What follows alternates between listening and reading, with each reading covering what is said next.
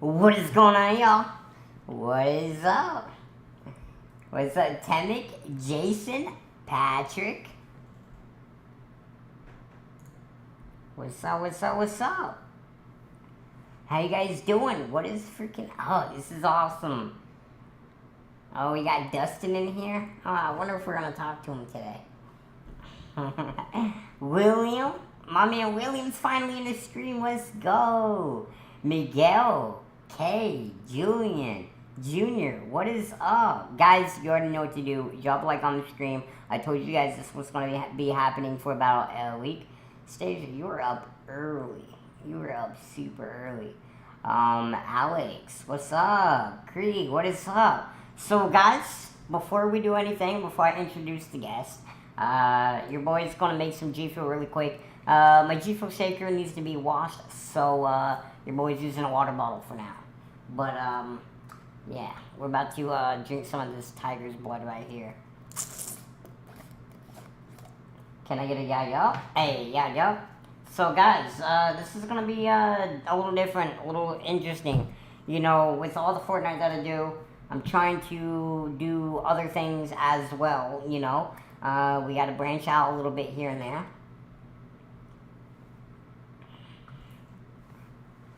Alright. You doing a review of this flavor? Yes, I have it filmed, but I have it edited too, but I just didn't upload it yet. I was about to say, I have it filmed, but I didn't edit it, but I did edit it, I just didn't upload it. Yeah, we're literally making some G Fuel right now, y'all. Yo! No way! Dustin with the 5, let's go! W's in the chat, bro. No way! Guys, let me see some W's in the chat right now. Let's freaking go! Guys, make sure you accept it right now. Make sure you accept it right freaking now. What's up, Savage? How you doing, though? Darkstorm, what's up? Let's freaking go. Accept those, guys. Accept them right now. Accept them right now, alright? Make sure you accept it before the notification goes away. Thank you guys so much for being in here. Thank you, thank you, thank you. We are making some G Fuel right now. Look at that color. Look how good that looks.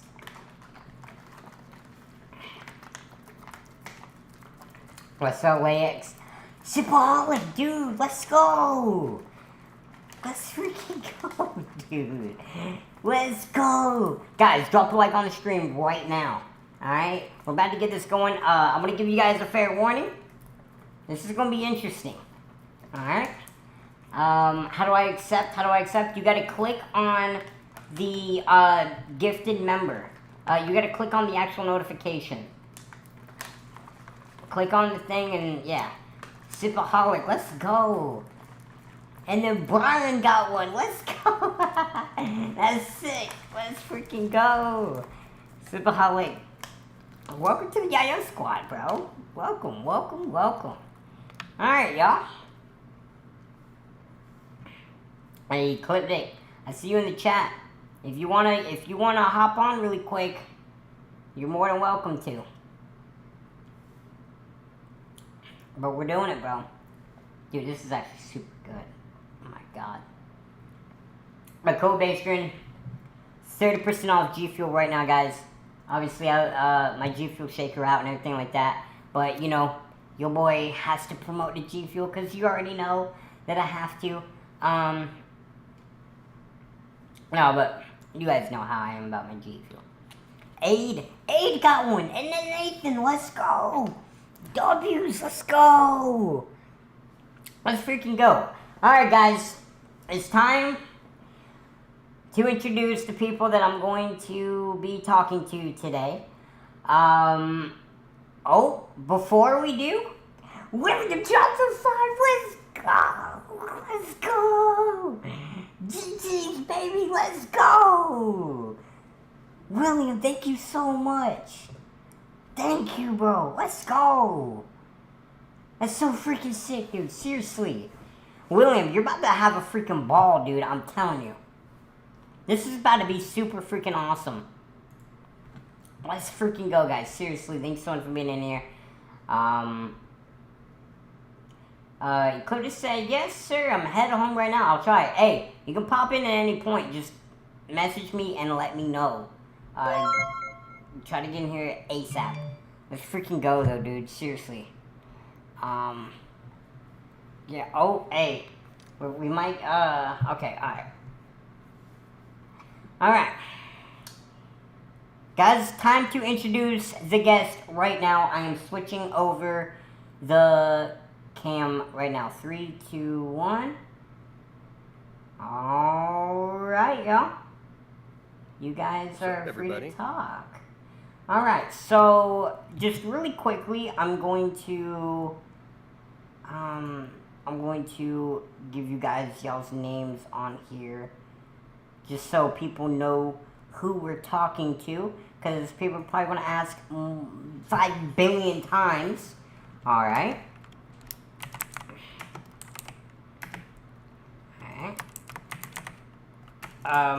What do you want me to do your username or your real name? Just throw in empty coiner in there, yep. Okay. And my username's fine. Alright. It's got my name in it. Yo, I got you. Yeah.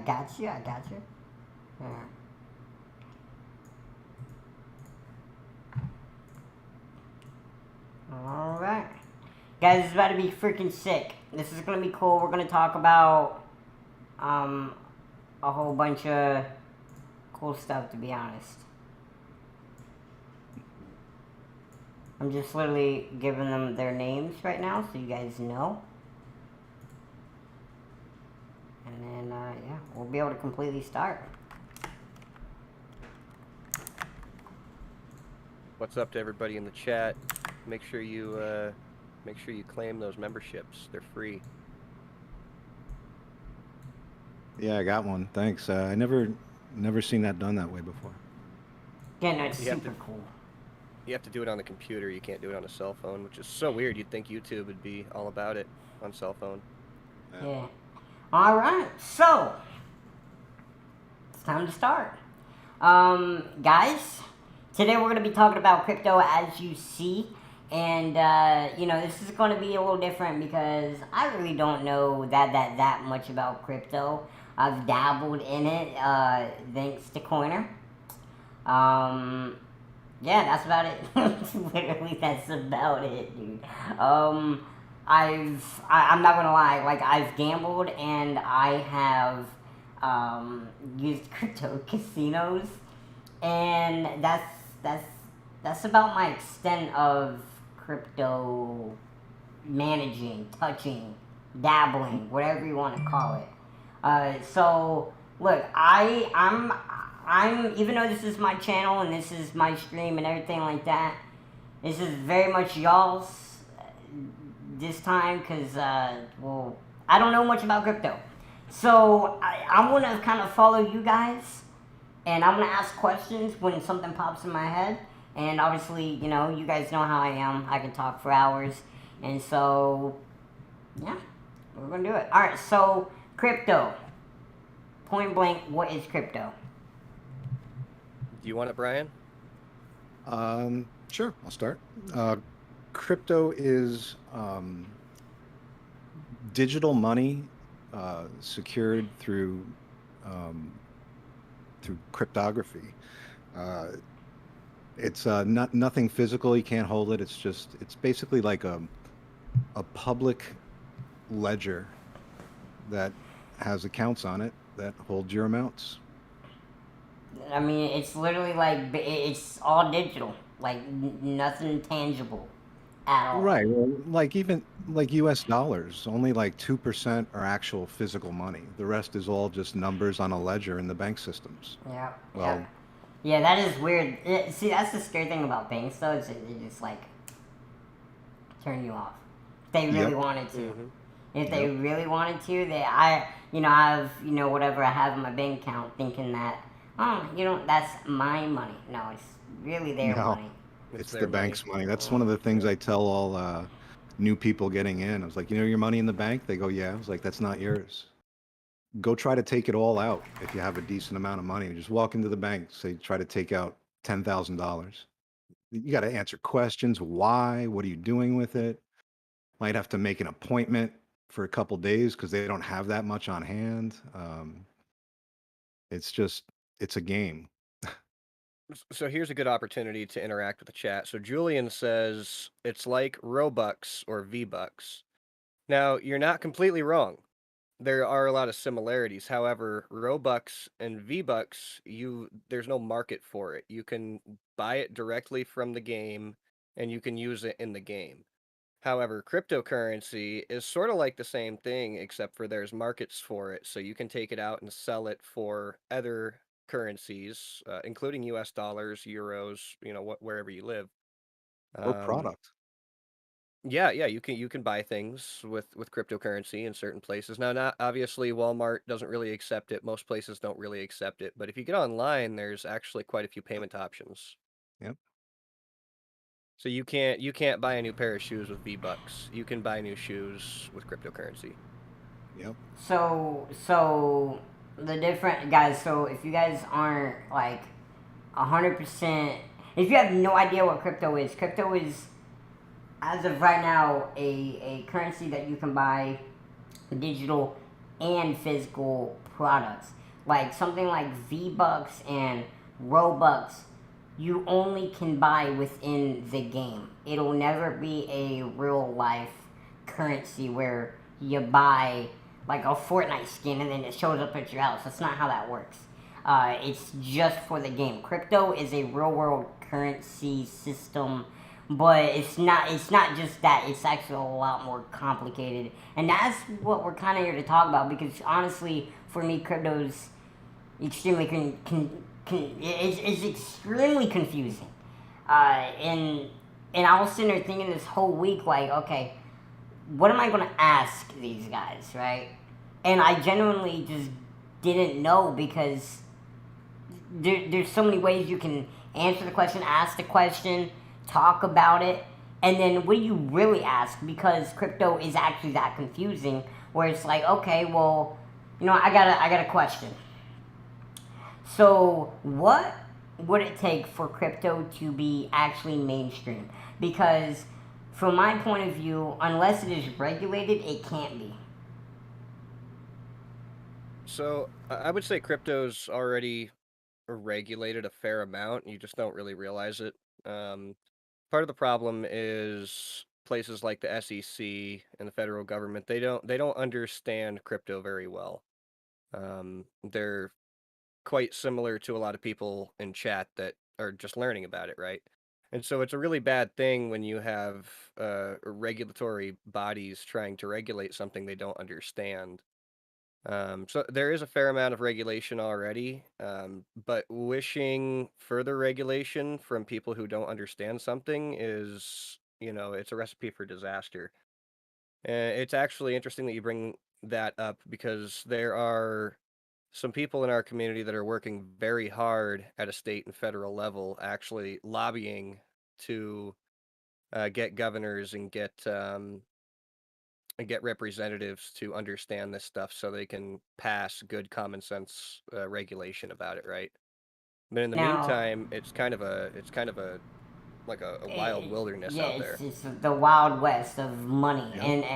and that's the scary thing. So like, I'll sit there and I'll take money from my bank that I theoretically have access to. I get that money, I put it into the crypto space. Now, honestly, it's really in space. Like, it's just like if I lose my keys, if I lose my passwords, I lose my anything, it is gone.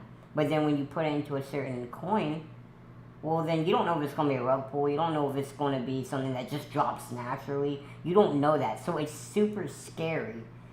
So, like, how would they actually regulate it, actually? Because it is the Wild West right now. Well, that brings up an interesting point because, like you say, the money in the bank is not your money. A lot of the centralized exchanges kind of defeat the original intent of cryptocurrency, where you self-custody your wallet. So if you have your own seeds, there's a saying in crypto: not your keys, not your coins. So if you have an account on a centralized exchange like Coinbase or Binance or something, they are in possession of your coins, not you. So It's like your money in the bank. okay, It's so we're gonna have to dumb it down for people quick. So what is an exchange? What is a what is a crypto's bank? What does that look like for the people that don't know?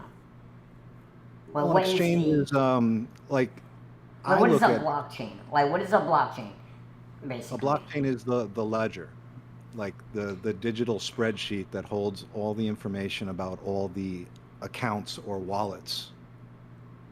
Okay, So so it's like That a data system. Yeah, yes, yeah. It's a decentralized data system. So there's millions of computers around the world that hold a copy of the same ledger. Excuse me.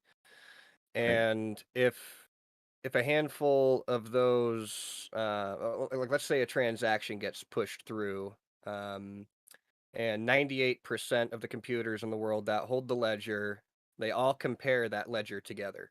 And if there's any discrepancy in there somewhere, they know something isn't right, right? And so those couple of computers can't override the mass of the system. So the mass of the system will kick those couple out and be like, no, this is what's really going on. There's no shenanigans going on here. So that's why blockchain is very secure, assuming it's a proper blockchain. You do have to be careful and watch because people will build insecure data systems and put a mask on it and call it a blockchain or a cryptocurrency, and then you wind up losing money. And so it's important that people do some research when they go out and look Yes. into this stuff. So like, do you think that like crypto is gonna just like take over the banks? Like That's it the like hope. so like what would be the actual benefit? Complete benefit. Well, like you said, when your money's in the bank, it's not your money. Okay. When your money is in your crypto wallet and you hold the private keys and nobody else has access to it, you are now the bank. Now the bank is irrelevant. The bank doesn't matter anymore.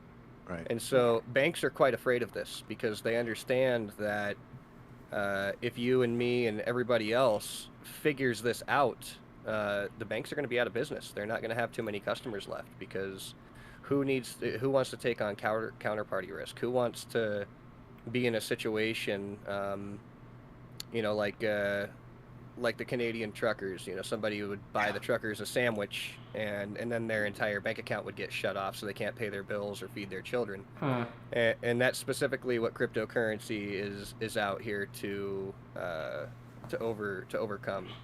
This is a So problem that can't persist. so like my biggest thing right now with crypto is I don't like the fact that I could just lose my money like basically instantly. That's what it feels like, honestly. That's why I'm scared to put more than what I did, in the hex at least.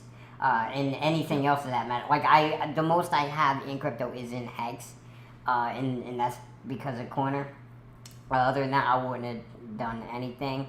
But like my biggest fear is like okay, what is going to be the currency that people use? Like like the U.S. dollar is the currency right now, at Hmm. least now. So what is going to be the I guess you would say coin? What is going to be that? Because I'm afraid that if it's something's not stable, I'm just gonna lose my money. So I'm sitting there working. I'm like, yeah, I want it in Bitcoin, or yeah, I want it in ETH or whatever. And then next thing you know, my paycheck is gone because of market changes. You know what I mean? Right. Right.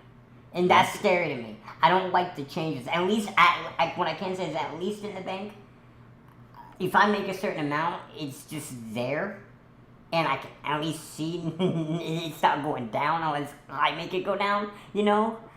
Right. I mean, the one thing I can say is at least, with crypto, it can go up, but like, it's scary that it can go down and to Sure. zero. So, And Absolutely. everything can go down. Amazon stock goes down, the S&P 500 goes down. And also keep in mind every fiat currency that has ever existed on Earth has went to zero. Every single one of them has failed. Go do Usually at your about 50 years. Yep, they've got about a 50 to 100-year lifespan, and we're pushing that with the U.S. dollar We're and at many other currencies 51 around the years world. right now. Yep. And Uh, so, don't think the U.S. dollar is going to be here forever. And so, like, the federal banking system is trying to do something called a CBDC. So this is a central bank digital currency. So what they want to do is they want to fool you into thinking that they've got this crypto thing handled. Here you go. Here's your crypto coin. No more US dollars because they're dirty, they're filthy. We have to print them. There's lots of illicit activities with cash, right? You and me can meet up on the street and you can hand me something and then I hand you cash and then the federal government never knows about that, which is great. It's anonymity. That's how it should be, right? right. Um, but if they launch their CBDC or their central bank digital currency, what's going to happen is the same thing. You could buy a sandwich for the wrong person, boom, they shut your wallet down. Yep. And so that's not what we want to see happen. We really promote personal sovereignty over your finances. And yes, it can be lost, right? But so can your car keys. And if you can't get a new car key made, then you're screwed. You should have just taken better care of your car key, right? And that's what it comes down to is personal responsibility. And the modern world is so used to Yep. saving all their passwords in a cloud and the bank's taking care of their money and the food is at the grocery store and the gas is at the gas station. Modern humans don't have to take care of themselves at all. Everything is handed to them on a silver plate. And so just the thought of having to keep track of a dozen words is mind-boggling to people when in reality it's just a couple of pieces of paper. Just don't lose them, right? It's not that hard. um, and so if you can get people over that hurdle to just take some personal responsibility, basically they've cut the government and the banking systems out. Now, sure, at this point, if you want to go buy a house with your crypto gains, you pretty much have to turn it into some US dollars because most people aren't accepting crypto for houses at this point. Yeah. But that's just a temporary problem, I think. Yes. So like, And like, okay, so back to the question though. So like, the scary thing is the actual currencies of crypto going down. What would be the way to stabilize that at least a little bit?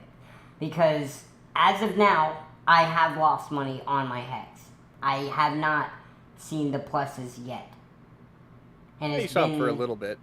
yeah, like well, like it's a scary thing for all new people in coin. There are ups and downs, and unfortunately, with the nature of people, people don't get into something until it's really doing well. So they're getting in at a height, and everybody's first dip is or bear market is tough. It's tough. And as far as having the money go away and losing it, that's a scary thing, and it's definitely possible. That's why you need to do your own research, learn about it, and self custody is a thing that I say a lot on our streams. It's not for everybody because, like you say, people in general, like you forget your PIN number to your bank card. You call the bank, they reset it, and you're good. There's someone that takes care of it. That's their custody of your money. They're giving you permission. If you lose your 12 words, you're done. It's like if you had money under your mattress instead of in the bank and your house burned down, it's gone. yeah. So it's not for everybody until you get to the point where you feel comfortable with it. And So what could like just the crypto community in general do to make it? Because I gotta be honest, it is super like annoyingly complicated to set stuff up. Like I was in a call with Dustin.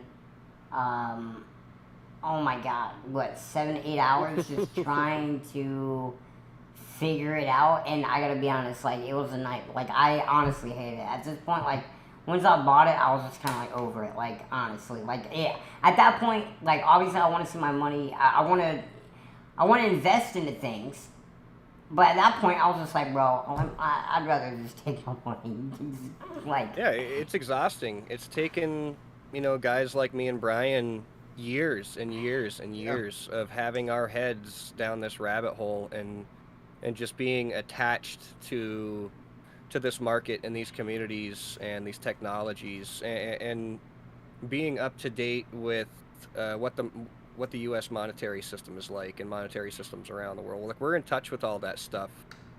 And it started out, we were just doing our own research, right? We just wanted to make sure that we were positioning ourselves to capitalize when everybody else is failing, right? It's just a mindset that we both had. And then it turned into, okay, we've retained a lot of this information and other people don't know it, and some people like to know it, some people learn about it and then are happy they did learn about it, not knowing that they wanted to know about it. And so we wind up out here educating people because nobody else is. If you go to the biggest crypto YouTube channel right now in the world, he is going to send you directly to a scam. who's he? Who's he? Oh, there's multiple ones. I don't want to throw out any names. No, but, honestly, see, that's the thing. I over here, I don't care. You gotta throw out the name, cause like, sure. Cause like this is the issue. Like people are afraid of crypto because of rug pulls, scams, sketchy stuff, and everything like that. Like calling out the people that are actually scamming and stuff like that is actually kind of important to me, because that's what can actually push crypto even further. Is getting those people out of the way for the people that are actually like really doing. And so it comes down to, this kind of brings us into what is a scam, because maybe I'm using the word scam too loosely. There is a lot of crypto projects out there that are, let's just call it planned obsolescence. They're designed to fail at a certain point. Before you answer, who are the people that you're talking about? Almost everybody in the higher echelons of the cryptocurrency YouTube space. I'll throw a couple out just so you can watch out. Don't sue me, BitBoy. But BitBoy Crypto has been, in trouble. He's pushed a lot of things that have lost people a lot of money. And he's the most popular guy on YouTube. And that's because he says the things that make people feel good. Yep. He hops on the narrative. So whatever the armies of shitcoin shillers are out there talking about is what people like that pick up and they talk about, because it's the most popular thing. They are not interested in your well-being. They are interested in clicks on YouTube. They are interested in ad revenue. They are interested in gaining trading fees by shilling their links, right? And so you have to watch out for people that are just there to line their own pockets, because they do not care what happens to you. They just want your ad revenue. They just want your affiliate link traffic, stuff like that.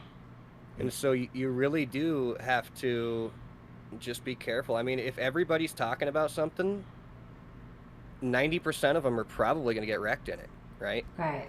And so if somebody runs up and tells you, hey, go buy this new Doge Elon Shiba Inu coin, dude, just don't do it.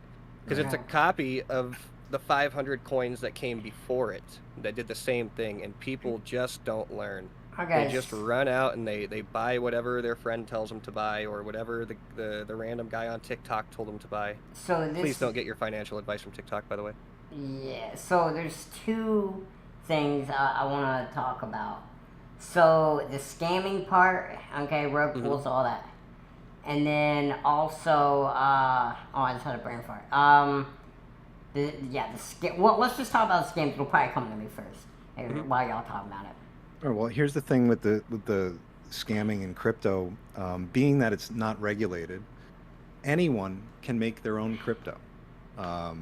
You could do it in 15 minutes on YouTube, learning how to do it, make your own cryptocurrency. So, Basement coin. Basement coin, yup coin. Absolutely. That'd be hilarious. And it's all up to how you market it and how you sell it. So it could have zero utility, but be very, very popular. Um, and you can create a certain amount of base supply and put them on the market. People start buying them. You're getting all that money for nothing. And then you just go away, and the coin goes away. Yeah, no, so like, can you explain how a rug pull? All right, before we talk about anything, I see a lot of you guys, talking about different stuff like Smokey. You said you just invested into something on Cash App or something, and you just already lost your money. There ain't no way, dude. There ain't no way, dude. I mean, Cash App, I think the only thing you can buy is Bitcoin on there. Yeah, And Cash App works okay. Yeah, I wouldn't invest my money on that specific app. To be honest. Hey Well, guys, can you guys just spam one in the chat if you guys are liking this? By the way, just trying to feel how you guys are about this. If you haven't dropped a like on screen, please do. I'm just gonna say this again. This is different. Obviously, you guys know I do Fortnite and gaming and all that. Yeah, but thank you guys so much for being in there. Brady, Caleb, Ecliptic. There you guys go. That's what. Hey, we need to get the chat hype, y'all. Let's go, baby. Let's freaking go. Ecliptic, let me know. Hey, message me when you're ready, bro. But okay, so I guess on to the next thing. So you got me into Hex. You literally got me staked into Hex. Oh, there was one thing I wanted to bring up with that. Yep, go ahead. Before we go on, like you said, when you have money in the bank, it stays the same amount unless you take some out. So it's not going down on its own. Well, you have to try and look at that a little bit different. There's a saying in the Bitcoin world for years now, like what people say, what's a Bitcoin going to be worth in a year? Well, one Bitcoin will be worth one Bitcoin in a year. And when you look at your hex stakes, one of my onboards pointed this out, and it was great. I use it all the time. Regardless of the price, you look at your stakes every single day, the amount of hex in your stake goes up every single day. And if you're staked out for 10 to 15 years, you don't really care about the price in the short term. If you zoom out and look at the bigger picture, the long-term picture, everything goes up, everything. So it's nice to be able to look at your stakes, and if you staked, just easy numbers, 1,000 hex, and the next day it's 1,002 hex, the next day it's 1,004 hex. Every single day you have more hex. Right. No, that is interesting. So I wanna ask you one question, and then we have a mod question as well. So how come the hex number? I guess that's what you call it, right? Like the hex. The amount of hex you have. Okay. How come that goes up, but then my actual money goes down? Because the price per token is a variable. It goes up and down with the market. Okay. But I got that. So all right. So I'll say exactly how much I put in. I put in 650 exactly. I put it in, I believe, March. Right? That sounds about right. Something March, like that. Yeah, Yeah. March. Okay. I put it in like March. I'm staking it until June 9th, 2025. Obviously, just a shot in the dark. Where do you think that this is going to end up landing when it comes to actual profit or gains or something like that? What does that actually look like? Because it's not okay when you're going into something like Hex, you're in it for the long haul, and you don't necessarily want the gains only. You want to try to build something, because I feel like that's what you guys try to do with the Hex community. Is you guys are really ride die for that.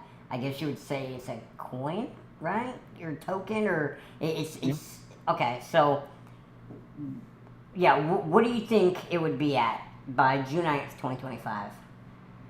It's impossible to predict these things, right? Yep, 100%. That's why I'm like shot in the dark. If we were going to pull up a log chart and look at the trend and, sort of be on the optimistic side, 2025, I wouldn't be surprised to see multiple dollar hex at all. Yep. Agreed. And you're going to get all your yield or interest on top of that, but we like to call it yield because it's technically what it is. Yep. And so your amount of hex tokens are going to go up every day for being staked. Now you also have to take into account something that you don't see is And I wouldn't see it because I don't know anything. Right. Every time somebody decides, I want out, I don't want to do this anymore, and they emergency end stake. Like, you could go on right now, click a button, and just wreck your entire stake and lose most of your money, right? So there's a lot of people that decide to do that. Maybe they have an emergency, maybe their friends talk them out of it, maybe they get hacked and somebody emergency end stakes their coins. Game Boss says, "What is being staked?" Oh, that's a good question. Yeah, I think getting back to the basics, hex is like a digital certificate of deposit. When you lock up a certain amount of money in a bank, you get a certain yield on it for a certain amount of time. When you stake your hex, you're locking your hex in a contract on the blockchain that will gain yield for every single day of your stake, just the same way a CD would. And you Coiner was saying, you can end stake if you have a life emergency and you need some money, but you're going to be penalized. Now, in a bank, when you're penalized, who gets the money? The bank does. In Hex, when you're penalized, those penalties get paid to other stakers. They get divided among other stakers. I have a quick question. What's the real life version of it? I was sitting there thinking of it. It's where you buy like this thing and then it appreciates in value. Like if you have a kid. Okay, so my great grandma every birthday and Christmas she'd get me this it's almost, it looks like a check. Yep.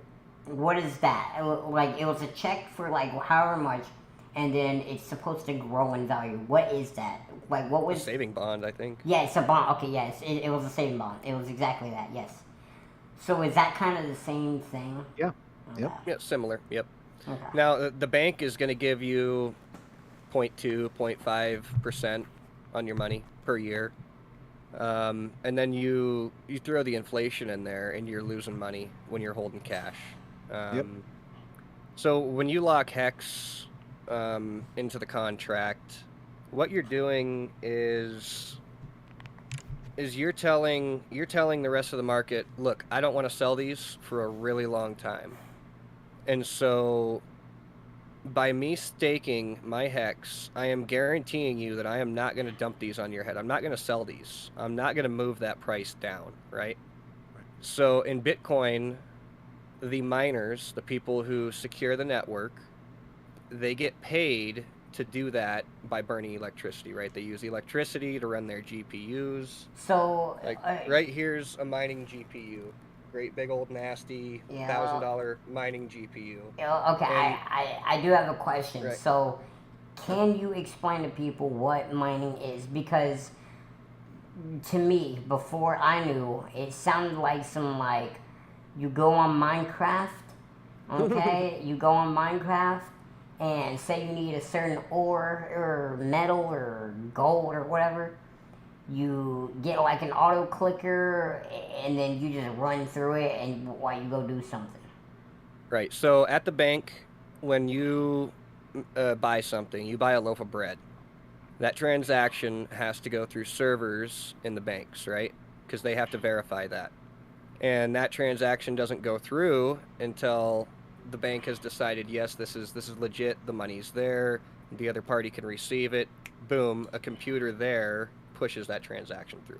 So all a Bitcoin miner is, or any other crypto miner, is just it's a server essentially that pushes the transactions through. However, it's not owned by a bank. The hardware is owned by different individuals, but there are millions of those individuals around the world all lending their power, and that creates a decentralized sort of banking network, if you will. So a miner, when you mine Bitcoin, you're just processing transactions, and you're comparing your ledger to everybody else's ledger and making sure everything is the same, and then boom, it gets pushed through and your transaction goes through.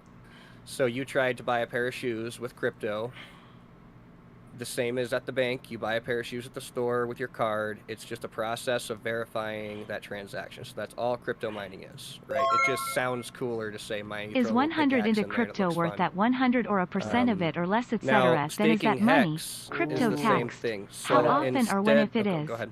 Hold on, we got a dono. William just said, is 100 into crypto worth that 100% or a percent of it or less? Then is that money crypto taxed? How often or when if it is? So crypto works the same as most other assets. If you hold for less than a year, you are subject to short-term gains. So that's, what is that, 30, 35%, something like that? It's rough. If you hold it for more than a year, you get short-term capital gains, which is like 15 or 20%. Kind of depends on where you live. That's variable. So holding longer is better. I mean, look, the tax system built that in for you. They didn't have to tell you that it's better to hold it longer. They just gave you the interest rates and said, hey, look, if you hold this longer, we're going to screw you less later. Yep. So that's how that works. Hold it longer, you get to keep more of your money. Now, rich people, they just don't sell things. What they do is they just get loans on their assets, because if you get a loan on an asset, you don't actually have to pay any taxes on it because you didn't sell it. You just got a loan against it. So now you get to have all that money plus the 20% you would have, got nailed on the taxes. You get to keep all that money and you get to keep the asset. And so rich people just get perpetually richer by using this. So I'm kind of excited to get to that point where I can start doing that.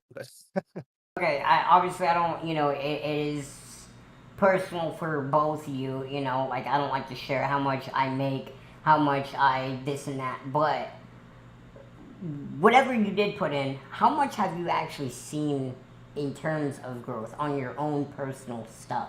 Like a percentage wise. You don't have to say an amount or anything like that, because I know that's, but like just percentage wise, like actually like realistically, because you guys are into this, you guys are here today because you're passionate about it. You're passionate about the future of it. It obviously seems to be something that is at least worth it to you guys in some capacity. So, how much in percentage wise have you actually gained or lost? Do you want the real number? I mean, if you want to give getting this. personal, you can just look at how many X's a coin has done over a certain amount of time. Okay. And hex, Well, like just for the people that are in here, they're not going to necessarily know that right off rip. So like just like a genuine like percentage, like an actual percentage. Okay, well, I so mean, if you bought Hex at the very, very, very bottom, the cheapest it ever was, and you held it and you sold it on the top, the most expensive it ever was, in 1.5 years, you got about 1,000,000%, and that's a real number. And that's before your interest in staking. So that's a 10,000x. right. So you could have So put $100 in that day and then okay. sold it on the top, and you would have had $1,000,000. And if you were staked, you would have had 1.5 million. Yeah, I mean, 38, and these, 40% more. yeah, Okay. these aren't fake numbers. This is what happened to a lot of us. Yeah. Okay, cool. So it's not surprising that we're kind of gung ho about this stuff, because we've seen it work, Yep. and we're just getting started. This Okay. crypto stuff is still young. Nobody knows about it yet. Okay. So The you high guys. volatility in crypto is what gets you the big gains. Without the volatility, you wouldn't have crazy gains like that. Right. There's always going to be dips, always. The Okay. crypto market goes on. It kind of all goes with Bitcoin, and Bitcoin goes in 4-year cycles, and it's part of the game. You got to weather the storms. Okay. So you guys obviously have been treated very well. I'm assuming then. I have no complaints. Yeah. Okay. Yeah, and it's not like we got treated. We did our research, Mm. and we understood what we were looking at, and we rolled the dice. Everything in life is a dice roll. You drive Absolutely. down to McDonald's to do your next video, you're rolling the dice that somebody T-bones you. You know what I mean? So nothing is risk-free. The only way Okay. you can mitigate that is to do your research, to wear your seatbelt, to make sure your airbags work, make sure your tire pressure is proper. Right. You go through preventative maintenance processes, and in this case, it's just doing the research and then doing pre-research. Like say you're researching a coin and you don't understand what something means. Okay, back up, go learn what that thing means, Yep. then come back and research the coin. Then things will start making sense, right? You know what, making pennies on the diamonds, right? Okay. So you put in like extremely small amounts of money, like say you put $5 into Bitcoin. You're not even going to see basically any real profits. How much money genuinely, now obviously don't put in more than you can, Right. but how much money do you really realistically need to put in order to actually see some substantial growth if it actually does, do what it's supposed to do? Well, it comes down to that percentage. Like Coiner was saying, if you put in $100 on the early days of Hex and sold at the height, that's a lot of money from a little bit of money. So Like, it, like a generality though, like obviously more the better. But for the average person to see like at least a little bit of good gains, how much do you think they would probably need, realistically? Because these people are probably thinking like, oh, like okay, well if I invest into crypto, how much should I actually put in? Because I know, okay, I put $100, that might be a lot to some people. But like, okay, okay, if $100 is a lot to somebody, well then they put it in a crypto and they think it's gonna explode, then they're probably gonna get screwed out of that 100. And if that 100 means a lot to them, they're getting screwed out of that 100, and now they're hurt. But Right. you could save them by saying, hey, don't even bother if you're only putting in 100, because that's not going to help you at all. That's really not your this penny making pennies on the dime. Like that's how I would see it, anyways. well, the way I look at it is, if you need that 100 and it's going to hurt if you lose it, then don't. But Yep. Right, if but you like, have the 100 extra, if you put the 100 under your mattress for Mhm. 10 years, it's going to be a $100 bill in 10 years. right, If you put that $100 bill into something that's an appreciating asset that gains yield, it's going to be better. Plus, with inflation, that $100 you put there today might buy you a tire for your car, but in 10 years, that $100 is not going to buy you a tire for your car. right. You'd be lucky So to get a loaf of bread out of it at that point. Okay, yeah. So, and So- since a cryptocurrency, real quick, is not a U.S. dollar, it is not pegged. It doesn't cost as much. It doesn't have the same spending value as a U.S. dollar, right?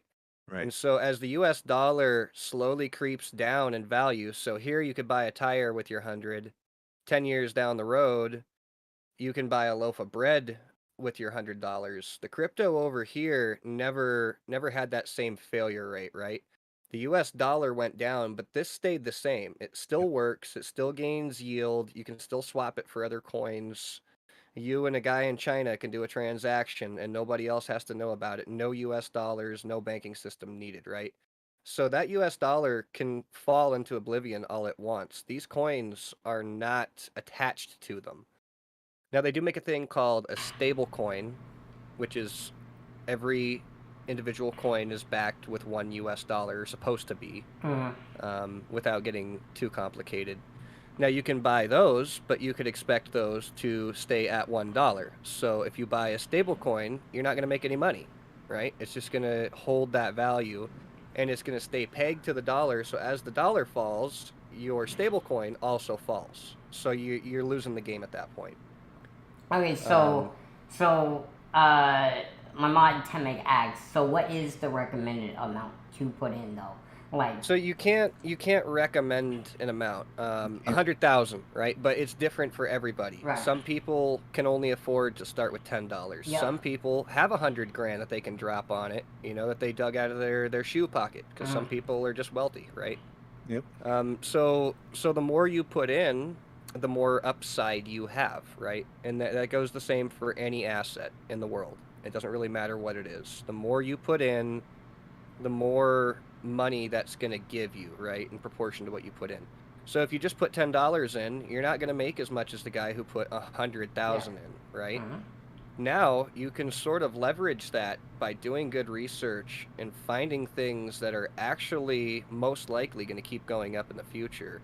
Correct. And so if you leverage your investment with personal knowledge, with research, so like the guy who put 100,000 in Bitcoin, the same time, let's say I put $100 in Hex, I made more money than he did, because I didn't just take the easy route. I didn't just say, oh, I'll buy some Bitcoin and it'll be what it'll be. No, I went and I dug and I did the research, and I listened to these things being developed quietly in the background for a year and a half before they ever touched market.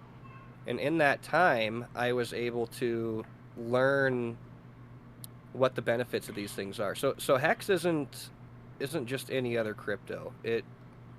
It's a new evolution of money. So we started off with like seashells, then we moved to gold coins, and then we moved to paper money, and then we moved to credit cards, and then we moved to PayPal, and then we moved to crypto, and now we're just hitting that next evolution on the stair step up to what money will, I guess, someday be. And I guess that evolution will keep happening until the Earth gets hit by a giant space rock, and then none of it matters anymore. Okay, yeah. I mean, dude, like, I just have a hard time with the volatility aspect. Like, if it wasn't so volatile, I would be, like, way more into it. But, like, with all the people that have done rug pulls, like, with the phase thing, phase did a rug pull, like, Save the Children. I think that's what it was called. Save the Children coin, basically. They rug pulled, and the issue is this phase has now they're actually public, so now it's a multi-million-dollar business. Basically, I mean they went public after the fact, but they're a multi-million-dollar business. They had their members doing this thing. Now, FaZe didn't necessarily say, hey, promote this, but the members promoted it, and the next thing you know, it gets rug pulled, it's gone. That's scary to me. You have, because growing up, I watched FaZe. I wanted to be in FaZe. Now they're promoting these coins, and I could have trusted them, and I could have lost 10 grand, 20 grand. That's scary to me. Like, we have a saying called trust but verify, right? So trust people that you trust, but don't take everybody's word. Like, verify. If somebody says they're going to do something, you need to verify that they're actually doing that thing before you give them the trust, right? The complete trust, before you fully trust that, like, it's proof of work. They have to actually do the work for you to be able to trust them, right?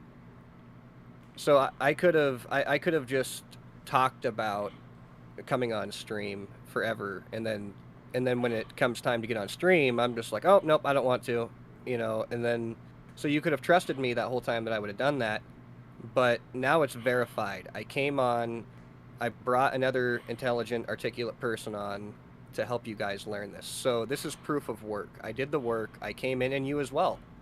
You said, yeah, we'll do a stream sometime. And I trusted you that we would, but I was also like, he's kind of hard to get a hold of. I don't know, like, is this actually going to happen? But you verified that that's going to happen. So now we've built trust, right?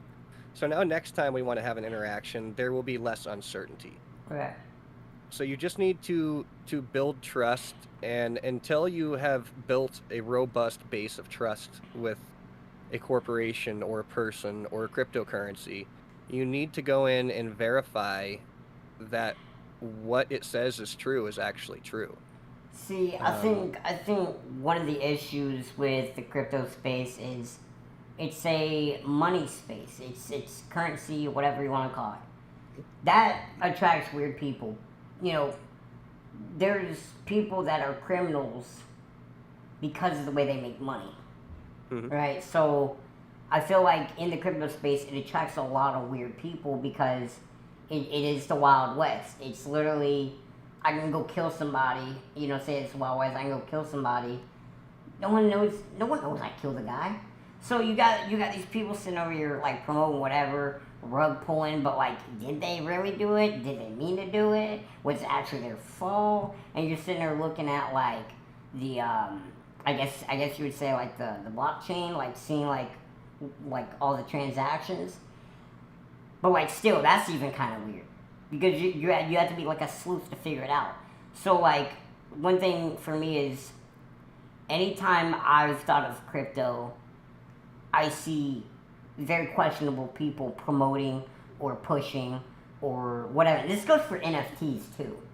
Yeah. But like, I feel like the average person hasn't grasped it yet, and I feel like it's a very small niche of people that are trying to just take advantage of it completely. And I feel like that is like the dangerous thing for crypto's future, anyways. Obviously, people are comfortable with governments, just in Which general. is crazy. Yeah, but like, you know, it's the government. People, you know, like if the FBI comes to your house, you know that they're trying to get to the bottom of something, you know, whatever, right? But like, you have these people that are rug pulling, scamming, promoting BS stuff, giving you terrible advice. I just don't know how. I guess the question I'm trying to figure out is, what can they do to actually make it completely legit, without without like completely saying, hey, you can't do this, you can't do that, and it's completely like a certain way. Right. So we've built our own standards in the Hex community. One thing you need to watch out for is, like one thing I like to look for is audits, right? Now, a lot of people might think of an audit as a bad thing, like, oh no, you're getting audited, what did you do? No, so what we've done in our space is we pre-audit everything. So the founder of Hex in particular, he spent like $500,000 of his own money. He's a rich guy. He's been retired since before, you know, most people in the chat were probably born. He's been around for a long, before crypto was a thing, right? He was retired and very wealthy long before crypto came along. Can I do say something? So it's Sure. Richard Hart, right? Richard Hart. Yep. Okay, so with me, the first time I seen him, I thought he got rich because of crypto. I'm just now figuring out because you're telling me that. See, that's another issue. I'm sitting there seeing this guy's lifestyle. And I'm sitting there thinking, oh, he's rich because of crypto.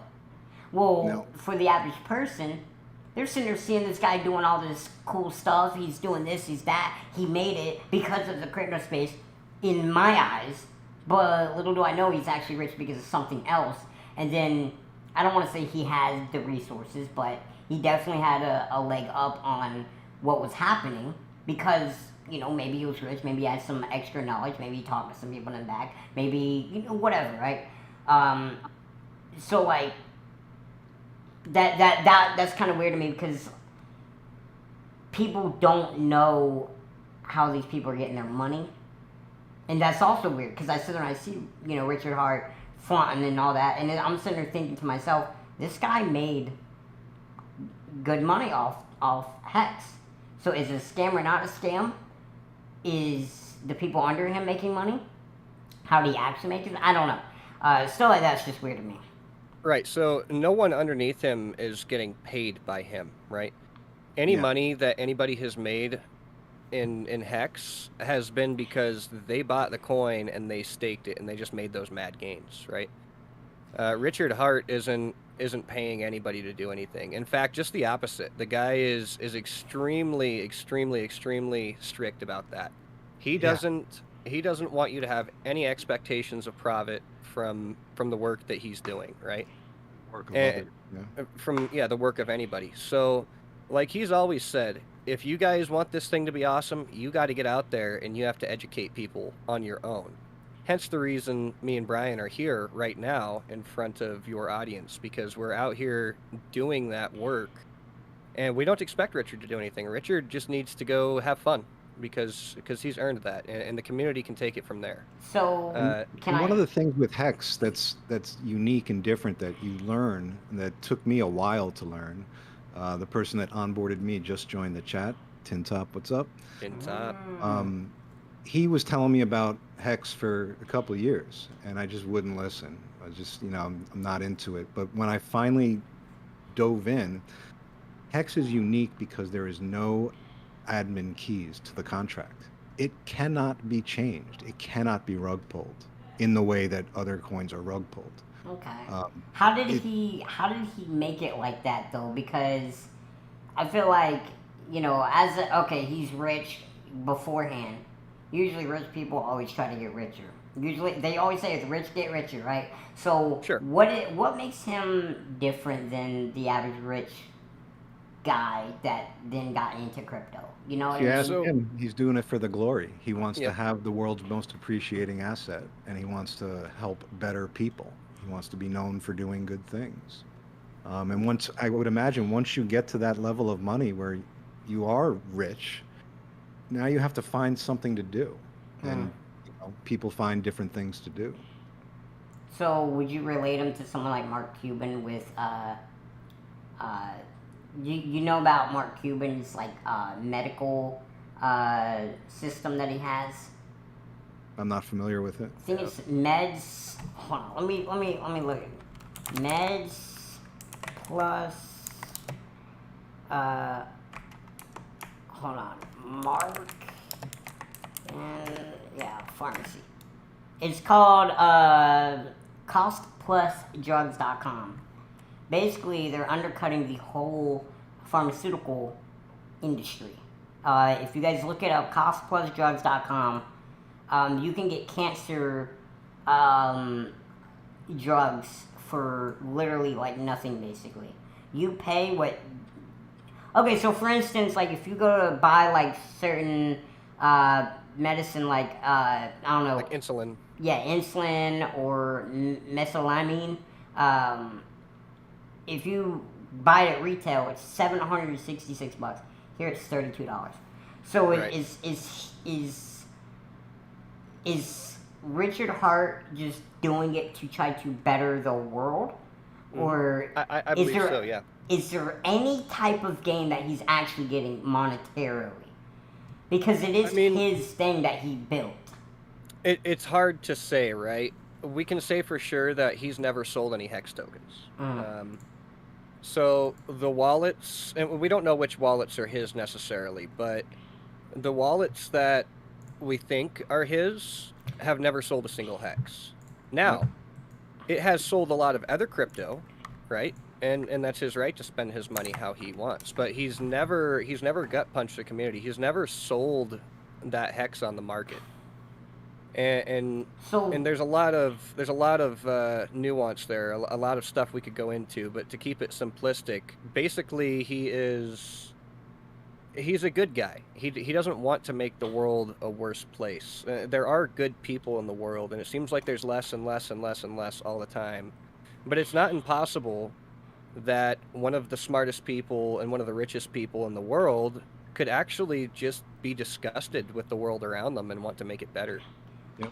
And that's what he's trying to do. He's just sick of seeing the world of propaganda that we're in. Everything on TV is designed to harm you, whether it's food commercials or drug commercials or money products or any other thing you can possibly think of.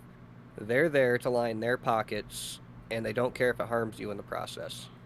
And there is people that are already rich enough that they ran out of things to spend money on.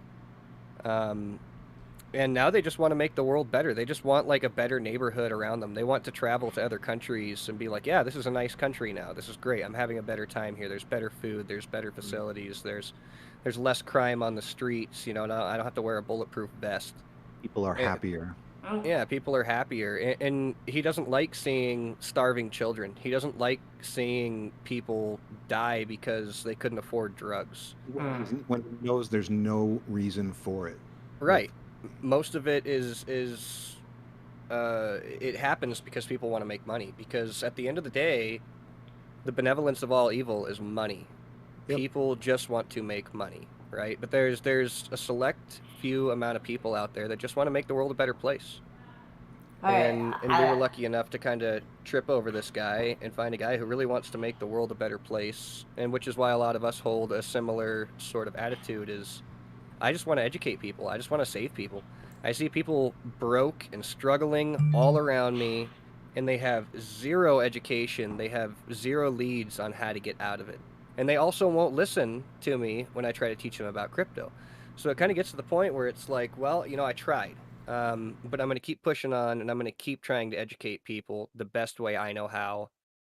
And, like this was a good opportunity to come on and talk to you and talk to your subscribers. I'm sure a lot of these people are feeling the same economic stress that most of us are, right? Your $100 that bought a tire a couple of years ago now barely buys brake pads. You can't buy a tire with that anymore. Your money is becoming worth less and less and less and less every day. Now, in the bank account, it looks like the same amount of money. There's still $100 there, but the spending power, the amount of things you can buy with it, have gone Purchasing way power, down. Yep. So 100 years ago, you could buy a candy bar for like a seashell or something, like nothing. It was basically free. Well, Now people don't you're real- spending a month's wages from 100 years ago to buy a candy bar. Yep. And people don't realize, like when the stimulus checks came out, everybody was happy, free money. Well, where does that money get its value? It siphons it from the current supply in purchasing power. It goes down. Right. And that's how all fiat currencies, come to their demise. So just really quick, back to Richard Hart. So he made Hex. He put his Hex in.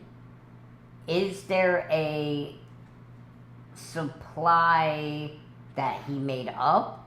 How does that work? How did he... Okay. Because he put in however much he has of it, but theoretically, since he made it, he could have said, yeah, I have an infinite amount, and then anytime someone puts in something, this guy's like a billionaire. That's what that was. See, as someone that doesn't know that much, that's what it would seem like to me. Right. Here's how he did it. He created the contract, the code, like any one of us can create a coin right now on paper. And it was a claim stage. He gave Hex free to anyone that owned Bitcoin. All you had to do was show your wallet that you owned Bitcoin, and you got a certain amount of Hex, depended upon how much Bitcoin you had. And that was the claiming stage. That's how it started. And after that, the inflation rate of Hex is 3.69% a year. Every year, 3.69% is created, like clockwork. But when the government inflates money, it creates new money, it gives it to the banks. When Hex creates new Hex in inflation, it gets divided among the staking class, only those that have Hex staked. And since only about 10% of all Hex is staked, you're taking 3.69% of a whole and dividing that into 10% of the people. So that's how it inflates. That's how it was created. So he. Oh, we got it, baby. My bad. So he capped. So technically, he didn't have to cap himself, but he capped himself. Yeah, he didn't need more money. He just needed something awesome in his life. Yeah. Okay. So, but could you say that because of the money he did put in initially, helped it like stabilize, and at least for other people to be like, oh yeah, this Well, is theoretically, he didn't put in any money. Yeah, he didn't buy Hex. He created Hex and Right. gave it free to people. right. But what I'm saying is I guess okay, it's like it's like an investment. He wants like something to work and stuff like that. You know, money makes the world go round. So like you would think, okay, in order to make this work, I need to put in my own money to show people like, look, you know, I put in my own money. No, so he never put didn't. money in, right? Right. He never put money in. Now, what he did do is he created the most secure smart contract to ever exist. Correct. And one of the ways he did that is, one, he's a really smart dude. He was part of MEMSA, so he's one of the smartest people that you will ever encounter in real life. He's a very smart dude. And so he used that. He leveraged, right? He leveraged what he was building with his knowledge. And then also with that knowledge, he hired the best in the business to help him manifest it. In that And way, he then, put money in. right. And then he spent $500,000 to get this contract audited by professional companies that are trusted, who have done the work to be trusted, right? And so they're not cheap. Now, 99% of other cryptos don't do this. They don't put the money up front to get the code audited to make sure it's going to function properly. And that's where you see a lot of these rug pulls and scams. Okay, They so launch, so he was rich beforehand. Very. I want two things. How did he get rich beforehand? And then also, you guys say that you can make your own coin pretty easily, yada yada yada. So I feel like when you're rich, you don't do a lot of your own stuff. You might have the idea, but I would imagine someone else wrote the code. Someone else did the thing, right? I would assume, right? He initially did like a rough draft of the code. And he's not the best coder in the world. He's like, this is going to take me like a decade. So I'm going to hire the best in the business, and they're not cheap. Okay. And I'm going to stand over their shoulder, and I'm going to make sure they do it right. And then I'm going to get it audited to death and back, right? Okay. From 3 different auditing firms, $500,000. We've got security audits to make sure it can't be hacked, to make sure there's no little goofies in the code that'll make some kind of a bug happen. He did economics audits to make sure that the inflation would work correctly. And they put this in a virtual machine and they run it 1,000,000 times over and see how it could turn out given all different little scenarios. And they find the best one. This is how any science works, right? They find the best one and they go with it. And then they audit the crap out of it and they torture test it and they do every terrible thing you could possibly think to it to try to break it. And there comes a point where there's nothing else you can do. It's just unbreakable for all intents and purposes. And at that point, 100% uptime. We are maybe the only crypto that I know of that has 100% uptime. Even Amazon, the biggest thing in the world, went down not too long ago. And they had downtime. So all of Amazon, the whole world's Amazon servers were down. That's bad. That's something that we try very hard to avoid. So through these processes, you can make sure that something is actually secure. Now what happens is most people don't want or care enough to hear these details, to learn these things. And so they just scream, scam, scam, it's a scam, it's a scam, Richard's a scam, look at him. But they never actually heard anything about it. They don't actually know anything about it. All they know is 99% of the other projects, they were right, were probably a scam. Right. And you'll never be able to dig the gems out if you don't learn this stuff. Or you can just avoid the crypto market altogether, and you can go to work for the man and make $15 an hour and then get taxed 20% on top of that, and then your landlord takes the rest, and you're just screwed. You're perpetually screwed, you know? So I got two. Sure. I think. Yeah, I got 2 more questions. So, what do you think about online casino gambling? And then, what do you hope that crypto is how do you think crypto is going to improve in the future, just like in general, or what do you think it's going to look like? So gambling, and then what do you think it's going to look like in the future? I'll take Um, gambling, and I, then I'll I let was gonna Brian take take the gambling. other. Gambling is stupid. You should not gamble your money. Yes. I get if you're out with your buddies and you all want to throw $10 in the machine and have a good time. That's great. Whatever. Online crypto gambling is playing with fire. It's a stupid thing to do. It's like petting the buffalo in Yellowstone National Park. It's just a dumb thing to do. Yep. Yeah, you shouldn't gamble. It's mind-boggling how many people buy scratch-off tickets, and they don't think that's a scam, and that's like the most blatant scam you could ever put your money into. And then Yep. they come over here and they scream scam at crypto people, and it's like, bruh, come on. Have you seen like a site like Stake? No, but I know there's a bunch of different gambling websites out there, and they're fine if you want to do them. If you get excitement from it and you enjoy that aspect, but I don't think you're going to get rich. Yeah, and just do your research and make sure that it's a legitimate site, because there is Yeah. going to be scam sites where they say, "Oh, you get a roll of the dice," and then you put the money in, and then it's like, boom, no roll of dice for you. Get out of here. Right. So that sucks, right? But then there's sites that actually work like they say they're going to work, where you go in, you roll the dice, maybe you win something, maybe you lose something. And if that's the kind of button clicking you like to do, then more power to you. But I would highly advise against it, Right. because it's one of the quickest ways to lose your money is gambling. And sure, you I can make a little bit, but I have a quick story. So I put in $35 into stake.com. That's which is ironic considering you stake money into crypto or whatever, right? Okay, so I put $35. I ended up getting up to 1,000.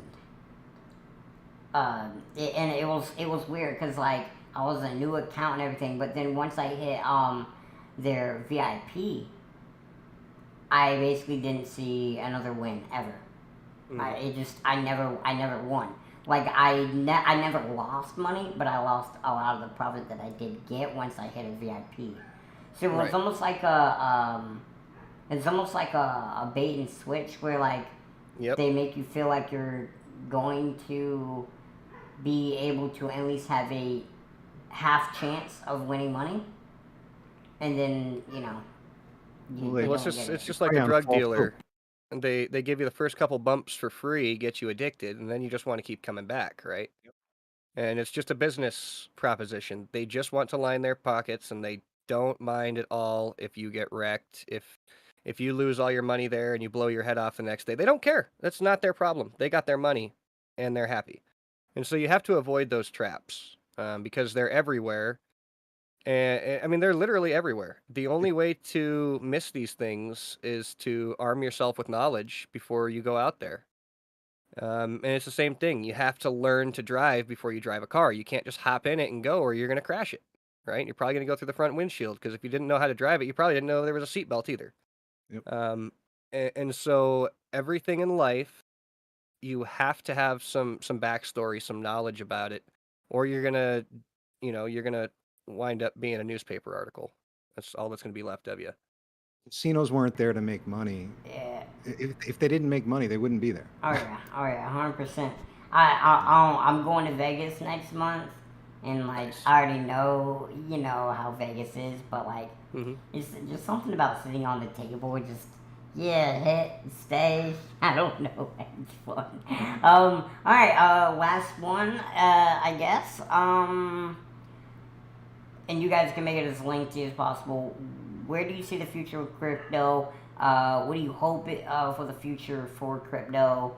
Um, and you guys can go any way with it y'all want. Well, I see crypto being mainstream very soon, but unfortunately, it's going to be like Coiner was saying, the USDC, government-controlled blockchains, just because of the nature of technology. That's where things are going.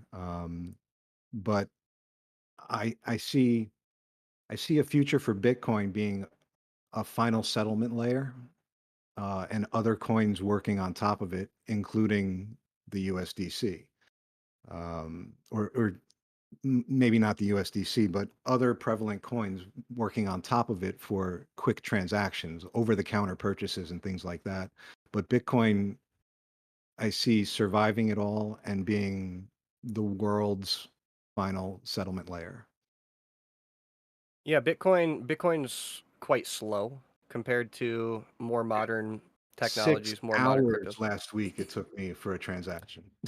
So Bitcoin will never be the world currency. You're probably never going to go to Walmart and swipe your Bitcoin card because it takes 6 hours, or it can take a long time for that transaction to go through, and that's not interesting to anybody. Right. So um, there's lots of new technologies or new coins, right, with better technology in them that move very quickly. So where Bitcoin has, what is it, 10-minute blocks or something like that. A lot of these coins will have a 3-second block, and then they can take 500,000 transactions and put it in every second. And so they move a lot quicker than Bitcoin. However, normally to make things function that quickly, you have to trade off some security. So it's going to be a less secure token to use and to hold, right? But it moves very quickly. So if you only use it to make a quick transaction, it's very quick. The store vendor's happy with that because it's sort of like Visa, it's basically instant payment. And then later, those transactions would get essentially recorded onto the Bitcoin blockchain. And then who cares if that takes 8 hours to kind of push through? It's just a final settlement layer. It's just the final, this is what happened on this day with this person, and then he paid that person that. And so it's just a giant receipt, right? But it's a very slow receipt. It takes a long time to type out on it. So there's newer technologies that are going to work quicker. Cryptocurrency is programmable money. You can program it to do whatever you would like it to do. And Richard came up with the great idea, like, why didn't anybody else think of this? We can program it to go up in price. You All can right. program it to do that, and that's what we did. William has a quick question. He said, if you put in, I think I could even answer this. Let me attempt it. He says, if you put in $300 and 5 years later you amass 5K, are you able to withdraw that 5K out as money in the bank or your wallet, or does it stay in crypto? So basically, the way you do it right now, from my understanding, is okay. Say you put in your 300, you get the 5K, you want to cash out.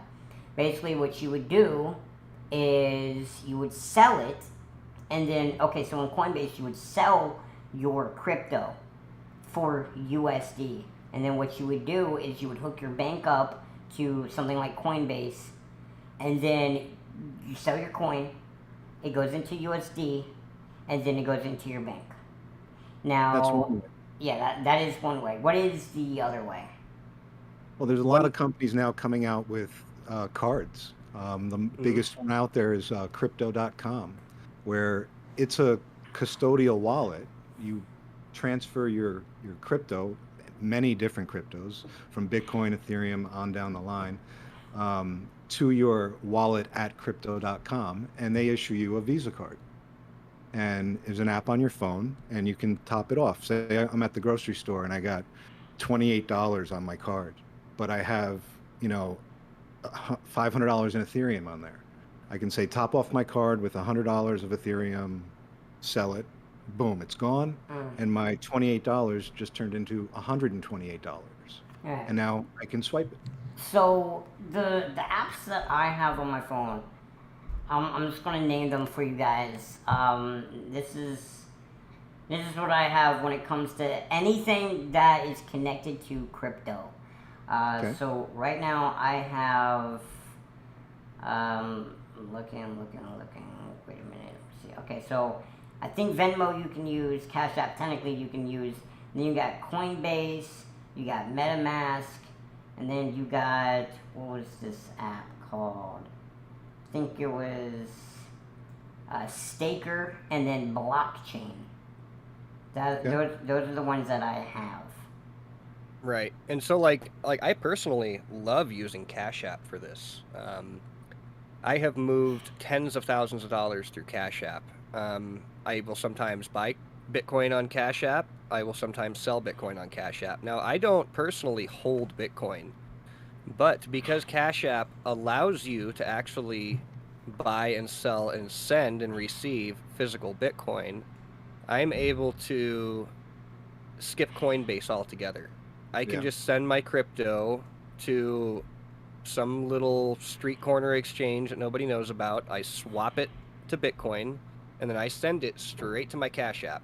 And the Cash App has a sell button. It's quick, it's there. I sell it, boom, it's US dollars on my Cash App, which I already use to pay for almost everything anyway. And so that's a super easy way that I've found to do it. And I get to cut Coinbase out. I get to cut one of the middlemen out. And I don't like Coinbase because Coinbase is just like the bank. If your money's in there, it can get taken from you. I guess a side question: gas fees are extremely annoying. Like I understand it takes a power and a process, but like I don't like the fact that like I'll sit there and like when I was gambling on the thing, I would sit. I remember I put in my money. I won the money. I took it out, but then I was like, well, let me go try to play a game, see what happens. Every gas fee, it'd be from anywhere from like $2.30 to like $4. And I'm just like, okay, said I needed to like move some money around, send money here, send money there. That could have lasted like $50. What if I only have 200 in there? I just lost like what 25% of my money, 30%. Like that's actually a issue, and that's one thing I don't like. Like MetaMask is the worst for that. Well, that's a definite problem, and that's why Richard Hart is developing Pulse Chain to combat the gas fees on Ethereum, and it's going to be a layer 1 blockchain. Which, for those that don't know, like Bitcoin is a layer 1 blockchain, Ethereum is a layer 1 blockchain, but Ethereum is a blockchain that you can build on. So, like I've been saying, you can make your own coin. You would build that coin on Ethereum. So it would be what's called an ERC20 token. So Hex has the contract it's an ERC20 token. It's built on Ethereum. But being that it's broken, and when I say broken, I mean the gas fees, they're prohibitive. You can't go stake $10 worth of Hex because it's going to cost you more than that to do it. Yeah, no, it costs you, well, if you did 10, I think the gas for you would be like 60 to 70 cents.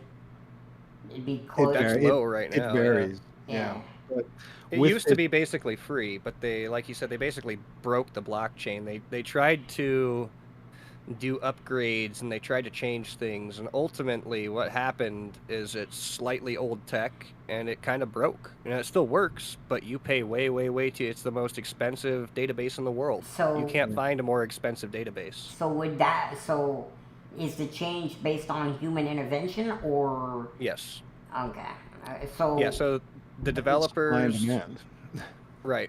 Well, what happened is it got overloaded. So you have a 5-gallon bucket, and at first it was enough, and they wound up getting a dump truck dumped on it, right? And so it just can't handle the load anymore. And that's they've inflamed that by trying to make upgrades and trying to change things, and then they went ahead and they kicked all the miners out, right? Which is what has made the chain work forever. And they're trying to go to proof of stake. And so this is putting them in a really sticky situation. It's wrecked the gas fees. It's cut everybody out that's not into crypto already. They're pretty much cut out of the deal, right? Yeah. It killed coins that were functional working coins that they don't work anymore because it's too expensive. They got priced out. Yeah, nobody could afford to use them. Yep. It's like imagine you were paying $1 a gallon for gas, and then all of a sudden it's $100 per gallon of gas. Now the car still works if you could afford to put the gas in it, but since you can't afford to put the gas in it, the car doesn't work, right? So and it's the gas same thing. Is actually still $1. It's the taxes on it that right for $99. Yeah. And so our boy Richard Hart has once again looked at the world, found something he hates, and decided he's going to try to fix it.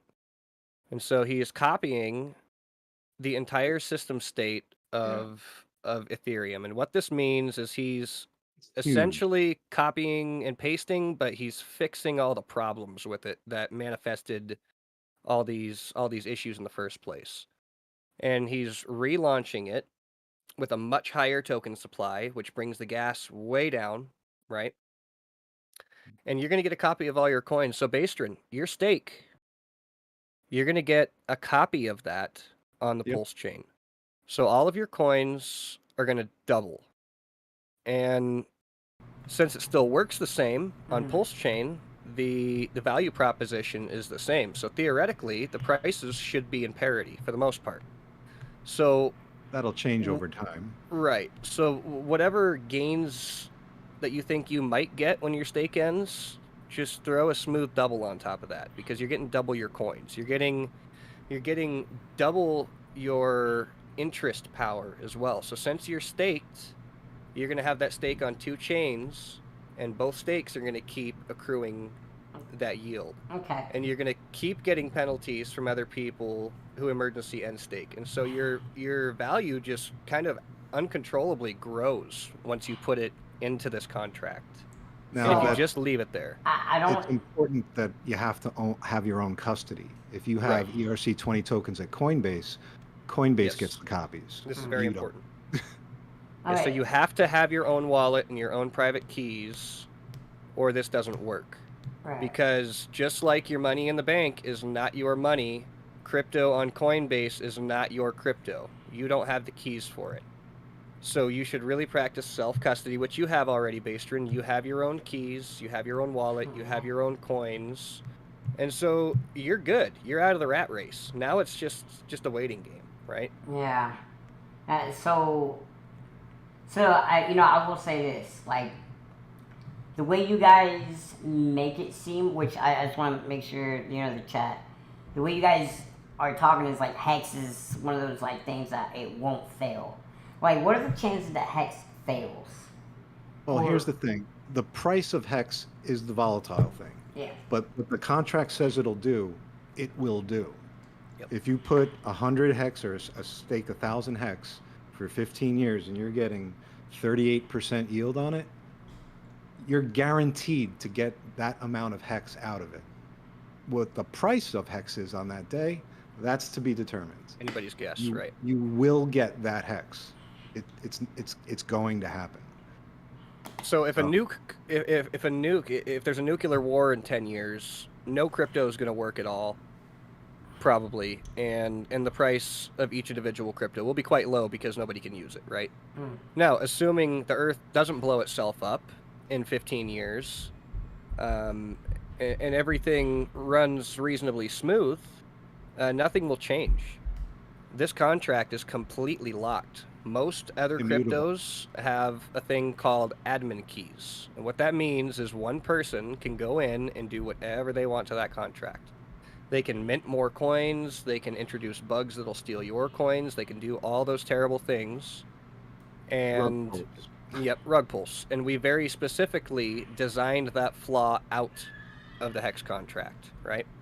So it's completely locked. There is no admin keys. So when he pressed that launch button, he had to make sure it was right, because there was no coming back. You can't even delete it. It's there forever. There's nothing. Like, Richard could die and turn to dust tomorrow.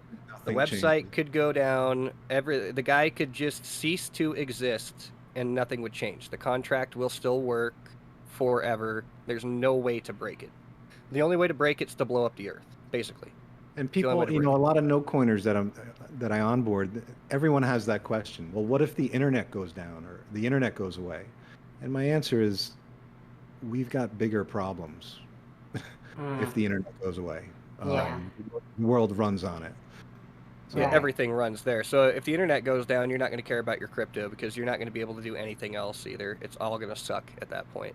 Right. yeah, if the internet goes down, good luck getting money out of the bank. Yep. Yeah. And as far as crypto goes, by definition, Hex is one of the only cryptocurrencies that exist. By definition, cryptocurrency means not traded on centralized exchanges. Yep. And that's why Hex doesn't get the popularity. It has to have the grassroots growth that it's having now through the Hex community, which none of us get paid for. Um, it Anything that's centralized can't be considered a cryptocurrency. Right. No, that's Because what crypto was designed to do was it was designed to put sovereignty back into people's hands, to put Right. your own money into your hands Control. for you to control. It's designed to cut out middlemen. So in order to get my money from point A to point B, we don't need a guy in the middle that's trying to scrape his cut, right? Right. We're cutting all that out. So anytime you see a crypto that requires a middleman or requires some dev to go in and fix something, or any of this stuff, it's not a cryptocurrency by definition, like Brian said, and that's correct. I hadn't thought of it that way, but that's true. There are very few cryptocurrencies in the world that actually qualify to be called a cryptocurrency. Now, I've seen the polar opposite, where somebody sets up a little server in their basement and they duct tape a coin to it and they call it a blockchain, and it's like, this is not a blockchain. You're just saying that it's crypto. You're just saying that because you want money from people. You're lying to people, and it's disgusting. Can I think this we'll leave it off. If there's any, if there's any, what problems does Hex have? Because nothing, they always say nothing in life is perfect, so just asking. The problem I see with Hex is because it's designed so perfect, it's being gatekept. It can't be manipulated, controlled. The owner can't be, extorted money to be listed properly on ranking websites.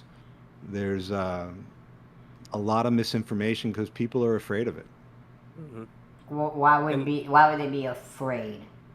Because it's going to eliminate the middlemen, and most of the people that complain about it are those middlemen making money off other people. Right. So we're cutting into their bottom line. We're saying, hey, look, scumbags, we're gonna wreck you. We're coming, and we're gonna eat your lunch, and we're gonna beep your girlfriend. And they're afraid of that. They don't like us because we come for the throat, and we're not going after chains that are doing good stuff. People that are doing great things, we promote that. We uplift that. Yeah. We want more good in the world. But if you're going to be participating in scumbaggery right in front of us, you could expect us. It's like if you see some guy beating a 100-pound girl in the middle of the street, naturally you're going to want to go up and do something about that, right? You don't want to see that happen. You want to stop that. And so it's no different here. We see people getting victimized and wrecked and robbed and stolen from constantly. And if it gets too close to us, we step in and we put them in their place, and they hate that, especially when it cuts into their bottom line. They really don't like it. And this goes to the highest levels in the industry. Some of the top dogs are terrified of Hexicans, and they will come out here and they will talk crap all day long. They'll say their favorite word is scam, right? Yep. It's become our favorite word too, I think. Pyramid scheme, Ponzi scheme, yeah. And I bet 99% of the people in the chat can't tell you the difference between a pyramid scheme, a Ponzi scheme, an MLM, or any of these other things that they like to talk about. They like to say it in chat, but they don't actually know what it means, right? Yep. And it's in their best interest to learn the difference between these things, because once you can identify, it's a lot easier. Right. It's like if you don't know how to fix a car, just running up and telling the customer, I think it's this, without even looking at the car, it's reckless. You don't know what you're talking about yet. You got to get in there and look, and you have to actually diagnose to figure out if something is what at the surface level you think it is. Okay, so K1 said, I'm assuming he's talking about X, not even in the top 200 cryptocurrencies. What would you guys have to say about that? So that's interesting. So that's what that manual gatekeeping comes in. So right. So go ahead and go to CoinMarketCap, where they have us listed at 201. They've had us there forever. Now, it's a joke. Club 201, we call ourselves. Yep, Club 201. And so what happened is Coinbase doesn't like us because Coinbase can't make trading fees off of us. Right. And there's a lot of other very rich people in crypto who also don't like us.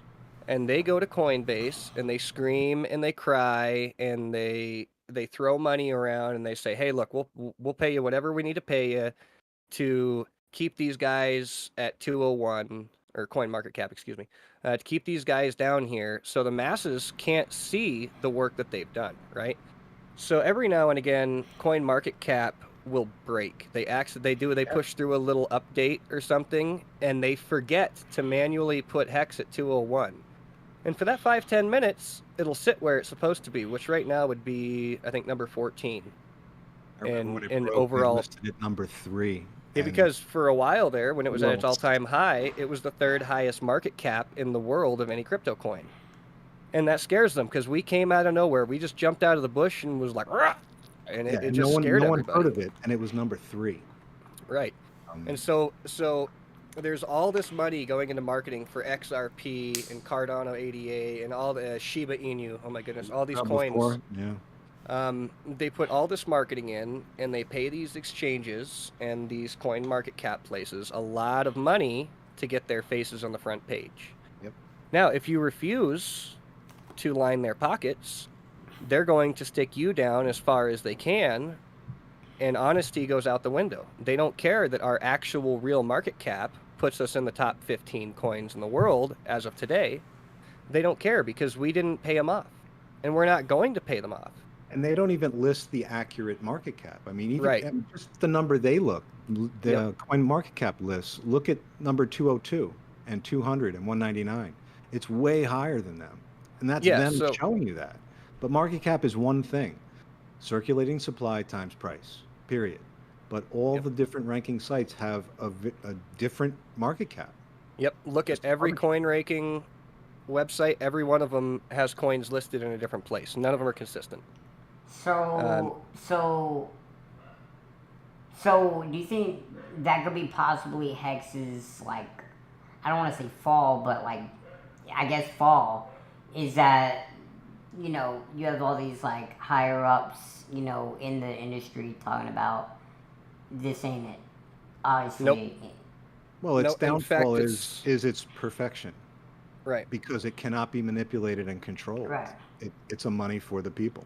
Right. It's the opposite of a downfall, because if you look at it from a 1,000-foot view, Right. where are we at right now, being gatekept so hard? We're already at the bottom. You can only go up from here. You can only wipe out enemies upward from here. You can only punch up from here. So any of these places that want to gatekeep us, it's just opportunity when that gatekeeping stops, right? So And that's I believe coming to an end with the launch of Pulse Chain. Oh, yeah. Pulse Chain is And- going to disrupt the crypto universe. yeah, and a lot. Hexicans actually have a class action lawsuit for many millions of dollars against coin market cap. So guys in the chat looking at coin market cap, understand that we are already in legal litigation with these people. We are suing them for the tone of millions of dollars over this shenanigans. Did we have to? No. But again, if you're going to be disruptive and you're going to start beating a girl on the street right next to me, we're going to come over and put an end to it.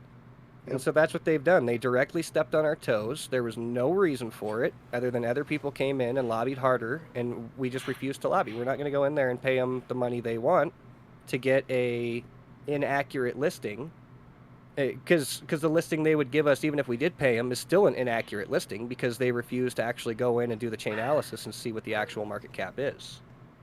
So it's all opportunity. It's all up from here, right? You can't get any lower. You can't get gatekept any harder. We can't be hated anymore. We can't go down anymore. And we're only growing. We're only becoming more hungry. We're only getting smarter. We're like this unstoppable machine. And the harder you try to hold us down, the stronger we get and push up harder. Yep. It's sort of like, have you ever had an M&M stuck in the crevice of the couch? And the M&M sits there. But if you try to grab the M&M, the act of trying to grab it is what forces it further down into the cushion. If you had left it alone, it would sit there forever. But because you tried to grab it, it fell further down into the cushion. So every time they try to pin us down or harm us in any way, you're just provoking us to push back harder. And Right. ultimately, that's what happens. There, as Richard said, there is a trail of dead bodies behind us from everybody who's tried to step in our way. We have done interviews with Peter Schiff, the gold guy. Everybody knows about him.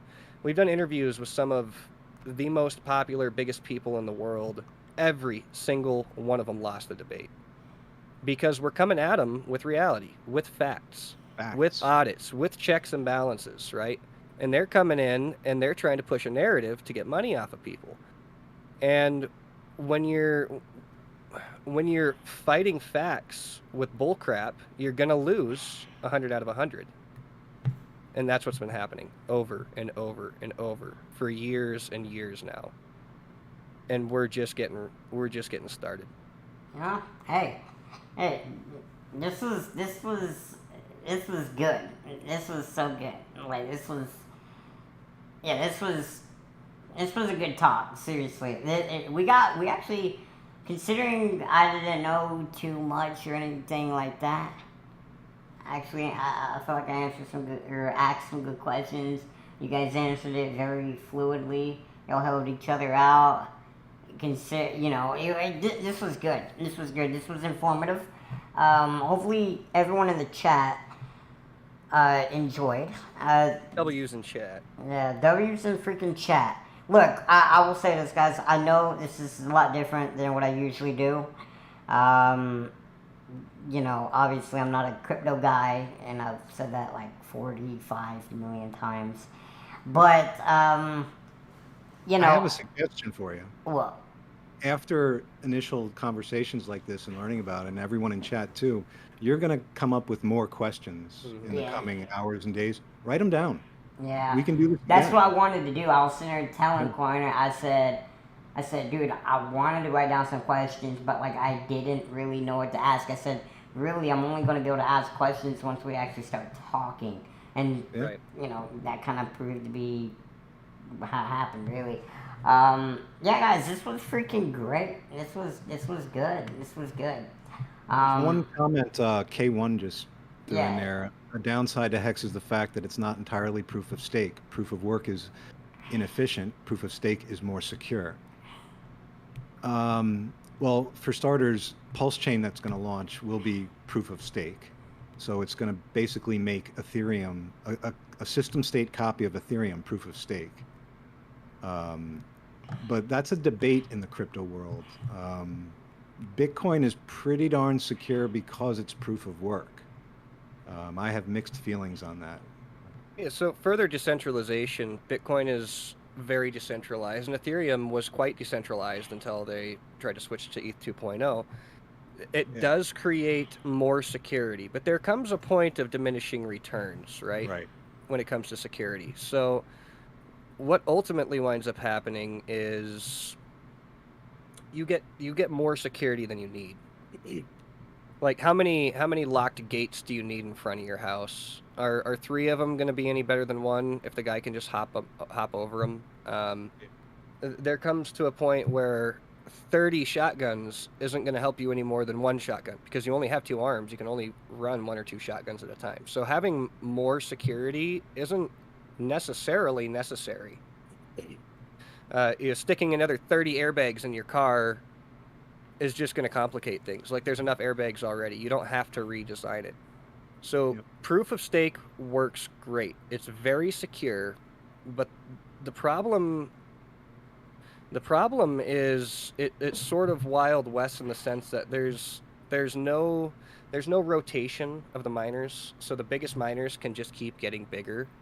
And it comes to the point where you're paying miners not to attack you. So you're paying the same people that protect you, you're paying them to not attack you because they are the only ones that can attack you at that point. I do have can you mine Hex? Or is it because it's Ethereum it doesn't? So Hex is very much like Bitcoin with a proof of work change. So instead of, I'm just going to go all Richard here, instead of paying miners to pollute the environment, like Bitcoin miners, right? Because it takes a lot of electricity to secure Bitcoin.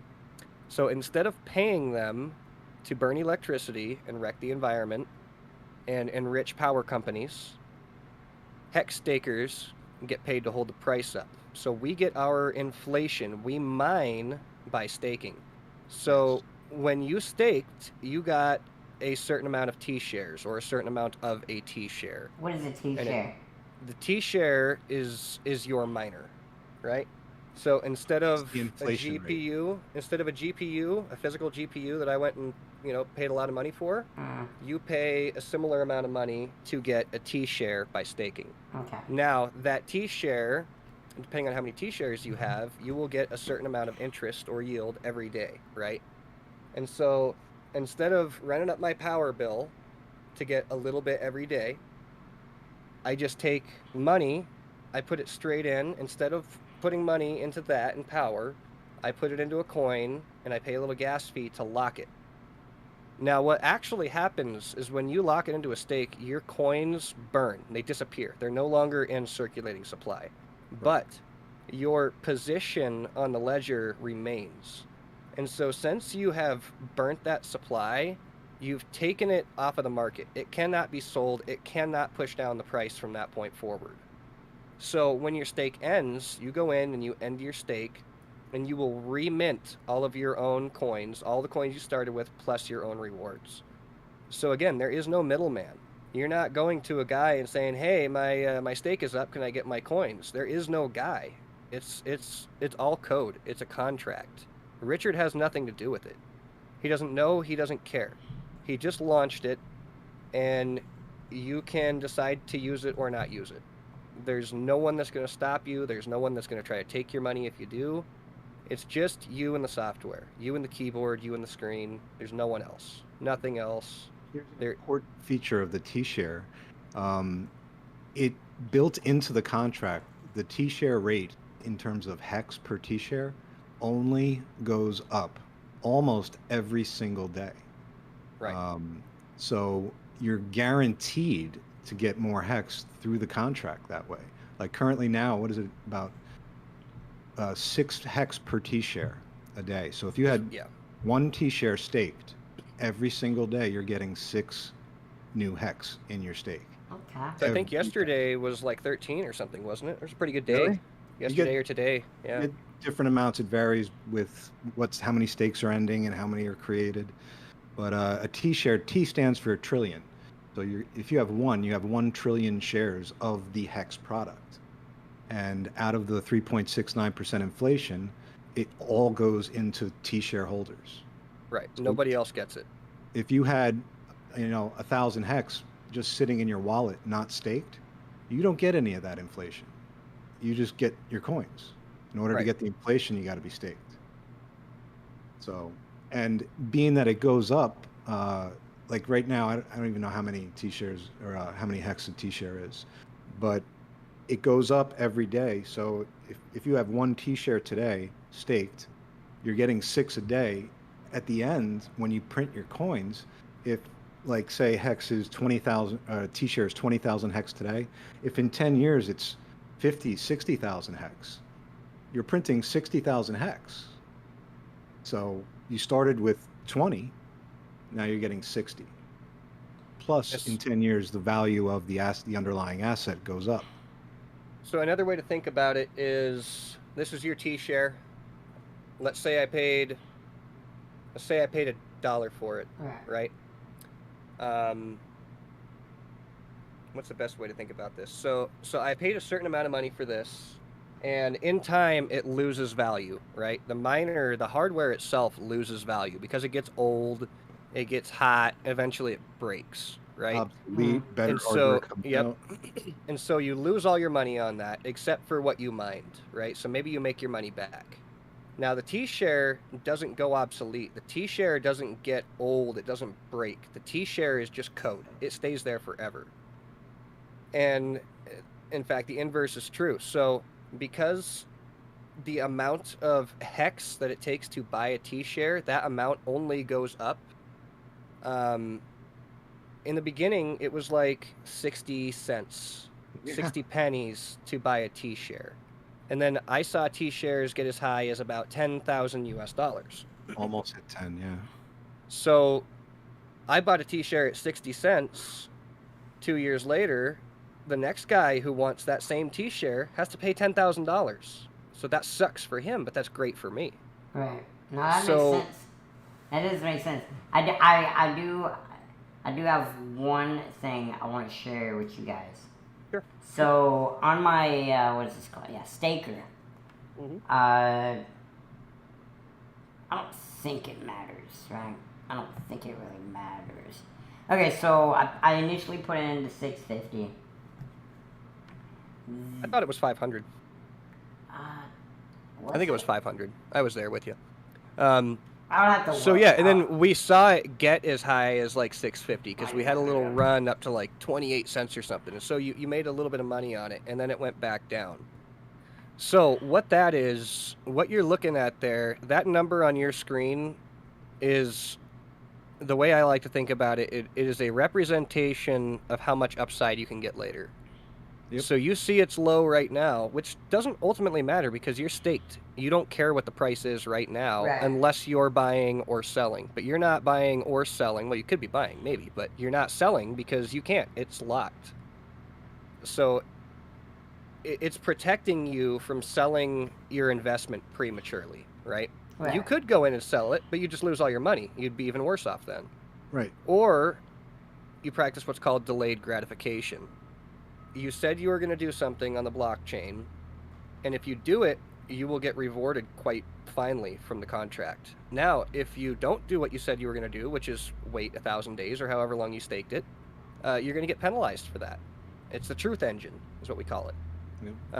Stake saves yourself from yourself. Save yourself from yourself. So that price right there is just a representation of how much lower it is than when you bought it, which means you could buy that much more for that much less right now, right?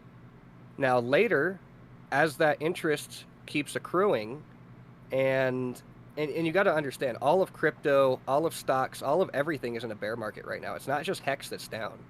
If you owned any other crypto, it would look just the same. It'd look terrible, look down, because that's the whole world. The whole world is down, getting kicked right now, right? The only thing that isn't down is your ability to capitalize on the future, and that's for everybody. Any asset you buy, short of housing, because housing's still in a pretty nasty bubble. I would not buy a house right now if you could avoid it. Yeah. Wait for it to But everything crash. else, Bitcoin is cheap. Ethereum is cheap. A lot of things are quite cheap right now. Right. So naturally, humans, they don't want to buy things until it's all over the news cycle. Holy cow, Bitcoin at 60,000. It's going to 1 million. Everybody goes in and buys it at 60,000. Well, then what happens? It goes into a bear market. It drops down to 10,000 or 15,000. And they're like, oh, this is a scam, which in reality, all they had to do was just do the opposite of what they did in the first place. They should never have bought something at the top. So just look at the chart. You can see it peak, and then it goes back down for Well, you're years. supposed to buy And then the it top, sell the peaks. bottom, right? And then it goes back down for years. So during those years of down, you're supposed to be buying right there, and you're supposed to sell at the top. Don't see it at the highest it's ever been and be like, ooh, I want that, because it's going to go back down low and you're going to feel wrecked. Instead, let everybody else buy at the top and go, woohoo, we're geniuses. And then when it goes down to the bottom and they all panic sell and scream and there's blood everywhere, that's when you should scoop a little up, even if it's $10, even if it's $20, a little bit, right? Because later, when you go back to the freaking moon, you get all those gains. It all comes to you. They give their money to you, and all you have to do is just fight that urge to do the stupid thing. Humans just naturally, like thanks, creator, for making us want to do such stupid things all the time. Right. Not. You see what Dominic said? He said, "Corner, what's up, my guy? I have 3 ETH, 26 Solana, and 55 million Shiba." Yeah. So I would, not financial advice. Keep your ETH. Those are going to be great. Get out of that Solana, man. That blockchain has had problem after problem after problem after problem. Dude, they didn't get the audits, okay? Yep. They have the admin keys. They have all the terrible things we've been telling you to watch out for this entire stream. All of that is manifested in one word, Solana. So I know there's Solana shills out there. They're diehard, and we've already watched them lose money over and over and over when the chain gets hacked, when the chain gets shut down, when all these terrible things happen to it. And it's avoidable. Just don't hold the bad things, right? As far as the Like Shiba, you can keep it, Shiba, but make sure yeah. you self-custody it. Yep, self-custody your Shiba, because what's going to happen is that 55 Retail. million Shiba, as long as you have it in your own wallet, is going to get doubled. You're going to get a copy of it on Pulse Chain. So then you're going to have 110 million SHIB, right? And being that Shiba Inu is an extremely popular coin, there's a very high chance that a lot of those users are going to migrate to Pulse Chain, and there's going to be a lot of liquidity on Pulse Chain for you to profit off of that. Now, Solana, I don't think Solana's a layer 1, isn't it? I think Solana's a layer 1, and yeah, it's got the marketing. It's got millions of dollars worth of marketing and memes and all that stuff behind it, but that doesn't make it good. I mean, look at the dumbest products that you ever seen. You'll see it as seen on TV. It'll say right on the package, as seen on TV. It has been all over the TV for a decade. Everybody knows about it, but everybody who's ever actually bought the product will tell you that it's a terrible product. But it just has the best marketing, so everybody bought it anyway. So it's the same thing with these coins that have the best marketing. And you know, the Solana guys aren't out here having a conversation with us. The Solana guys aren't out here hitting Bastern up trying to teach him about the good stuff. And they're terrified to come talk to me or Brian or any of the other Hexicans, because every one of us is going to bring the heat to them. And they walk the widest circle around us you've ever seen, because they don't want that kind of smoke. They don't want it. They're afraid of it. They can't. They don't have answers. Well, they don't have answers. They don't have a leg to stand on in this argument. They know their stuff is trash. He said he got in at 30 for Solana. I don't know what it's at now, higher or lower, but that's the. And I'm going to go Richard Hart here. You know, what do people care about in crypto? Price go up, price go down, price go up. That's all they care about. Well, Hex fixes that because it has yield. Right. And self-custody yield. Like, you can stake other coins at other centralized places, but you're giving up custody. Right. When you stake Hex, you're not giving up custody. It's attached to your wallet. And It's Bastian, I got one question for you. Do you remember setting up MetaMask? Yeah, I do. Did you give it your regular email address and regular password? No. You didn't give it any email address or name? No, I give it a email address, but No, you didn't. There's no email attached to MetaMask. wait a minute. Hold on, let me see. Hold on. Trying to That's think what now. self-custody means. It's those 12 words. That's it. It doesn't care what your name is, Yeah, where that's you right. live. Yeah, that's right. So in Nothing. fact, the only way to break that self-custody, now you can still keep your coins, but nobody will ever know what coins you have, how much yield you're generating. The only way anybody can see that is if, one, you give them the public key, right? Which, like, I have your public key. I can't get in, but I can see yours because we chatted Correct, one time and I key. have that, right? So I can see what you have if I so choose to go look, but I don't care. Now, if you send anything from that wallet directly to Coinbase, now Coinbase, who is in the pocket of the US government, Yep. knows that you're affiliated with that decentralized wallet. So understand, every time that you send, I'll finish up and then you can go crazy. Yeah. Every time you send your self-custody crypto to a centralized source, you are doxing yourself, and the tax man can tell that you have that crypto. So try to stay as decentralized as much as possible. What should I Go get for it. started with? If I'm a complete beginner. Let's go, Crutch. Let's go, dude. My man dropped the 10. Yes, sir. Supporting out here. That's all I to see. All right. So I guess we'll go. I guess we'll actually end it off with Crutch's question. All right. What should I get started with if I'm a complete beginner? That is a good question. I mean, you know, because if you're a complete beginner, you don't know what's going on. And say you don't have someone to teach you, like I had someone teaching me, but you know, what if you're not that lucky? You know, like okay, not the learning process, but the coin or something. And obviously, I know you guys will probably end up saying like Hex, but like, yeah, I mean, Well, I would suggest, I mean, the Hex community is unlike any other community I've ever seen. Um, Everybody's just willing to help.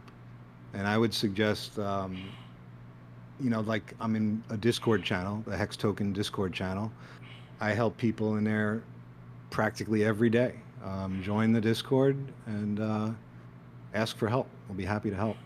Yeah, that might be one of the best ways to do it, is kind of pre-join the community. Come in, look around, ask some questions. Don't be afraid to ask questions. There's no stupid questions. It's Right. There's only stupid And- people, and you. And then ultimately, you're going to have to fiat on ramp. So you're going to, at some point, you're going to have to turn US dollars into crypto, unless you can find some other interesting way to get crypto, get paid in it or something, right? But you're going to have to start with a centralized source. So you'll have to start with like a Coinbase, or you can do like Cash App, right? You can just buy some Bitcoin through Cash App and then send it to some other wallets. The only problem there is Bitcoin can't be sent to a MetaMask wallet or to an Ethereum wallet. Right.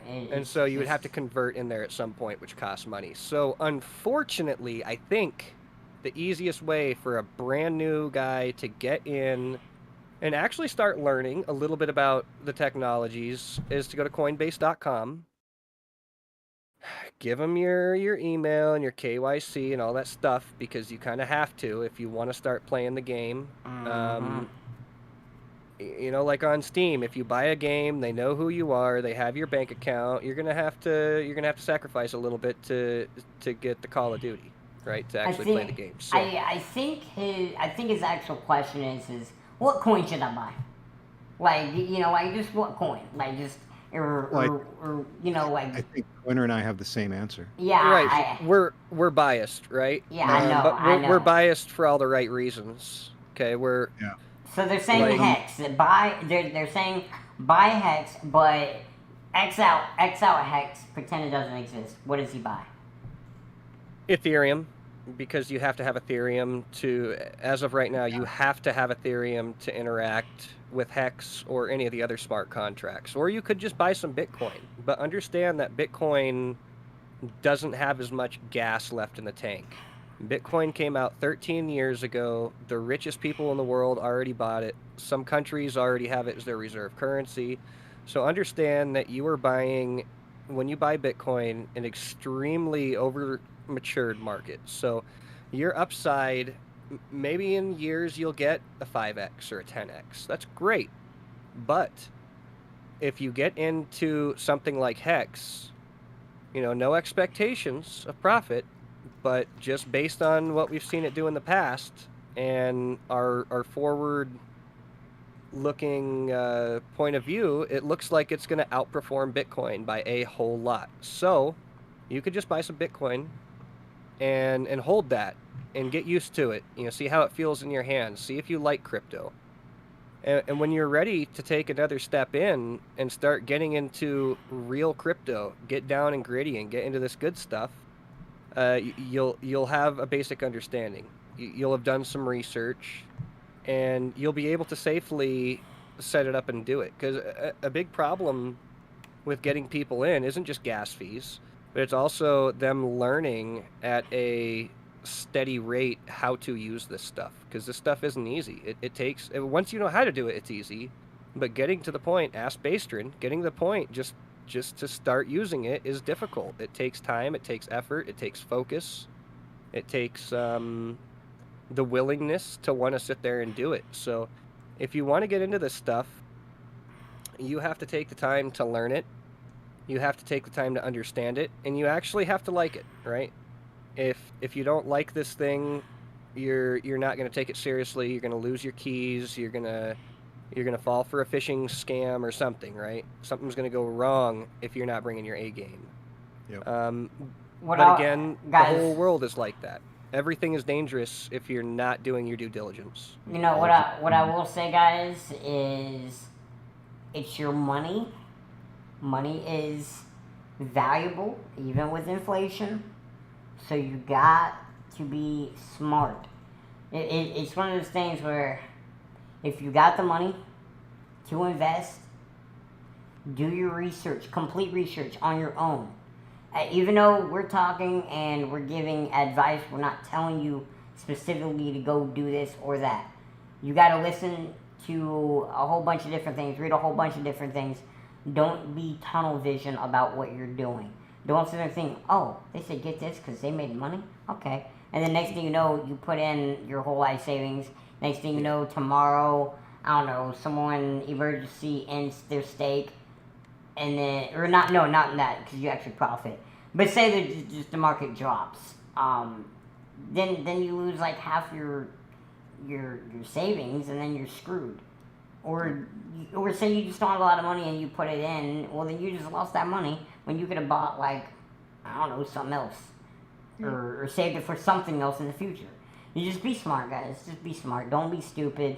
Obviously this ain't a stream where like yes, like Coiner and Brian, they have stakes into Hex. I also have stakes into Hex, but I'm not telling you to buy Hex. Right.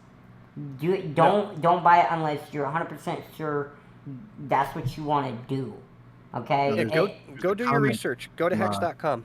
There's a comment from Dominic Lopez on there. He wants to try get into Hex a little bit. He's asking if it's on Coinbase.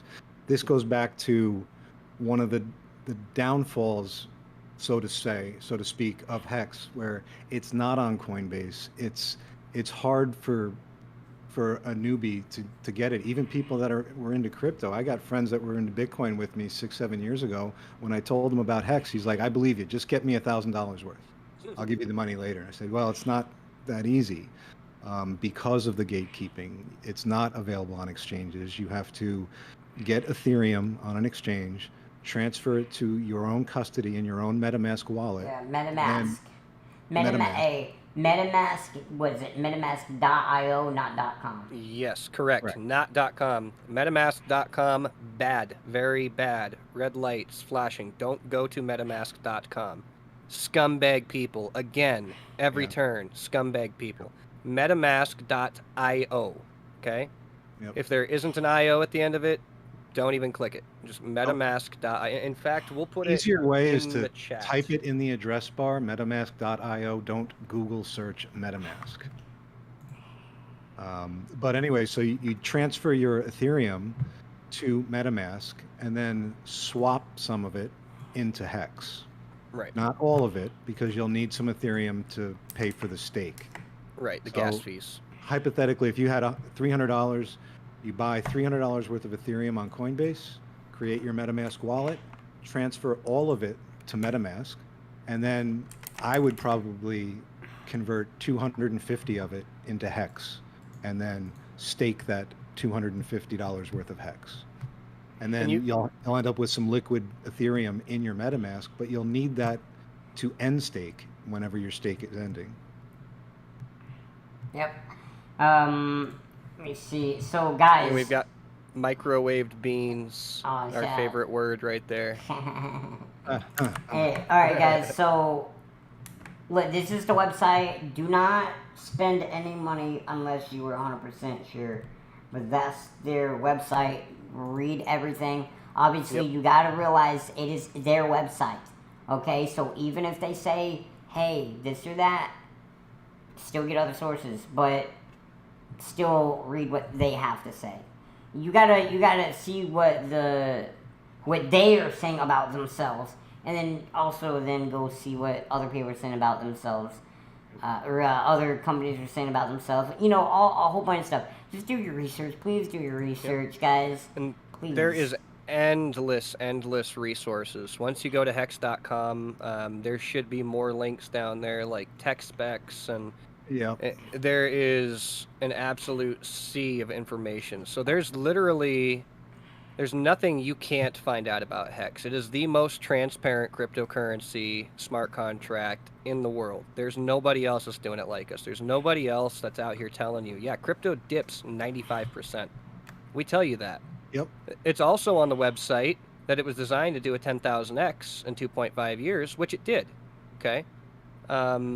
Yep. And that was because it was designed to do that. This is programmable money. You can put things in a row in such a way that probability would have it that a certain outcome would happen, right? This is how they launch rockets into space.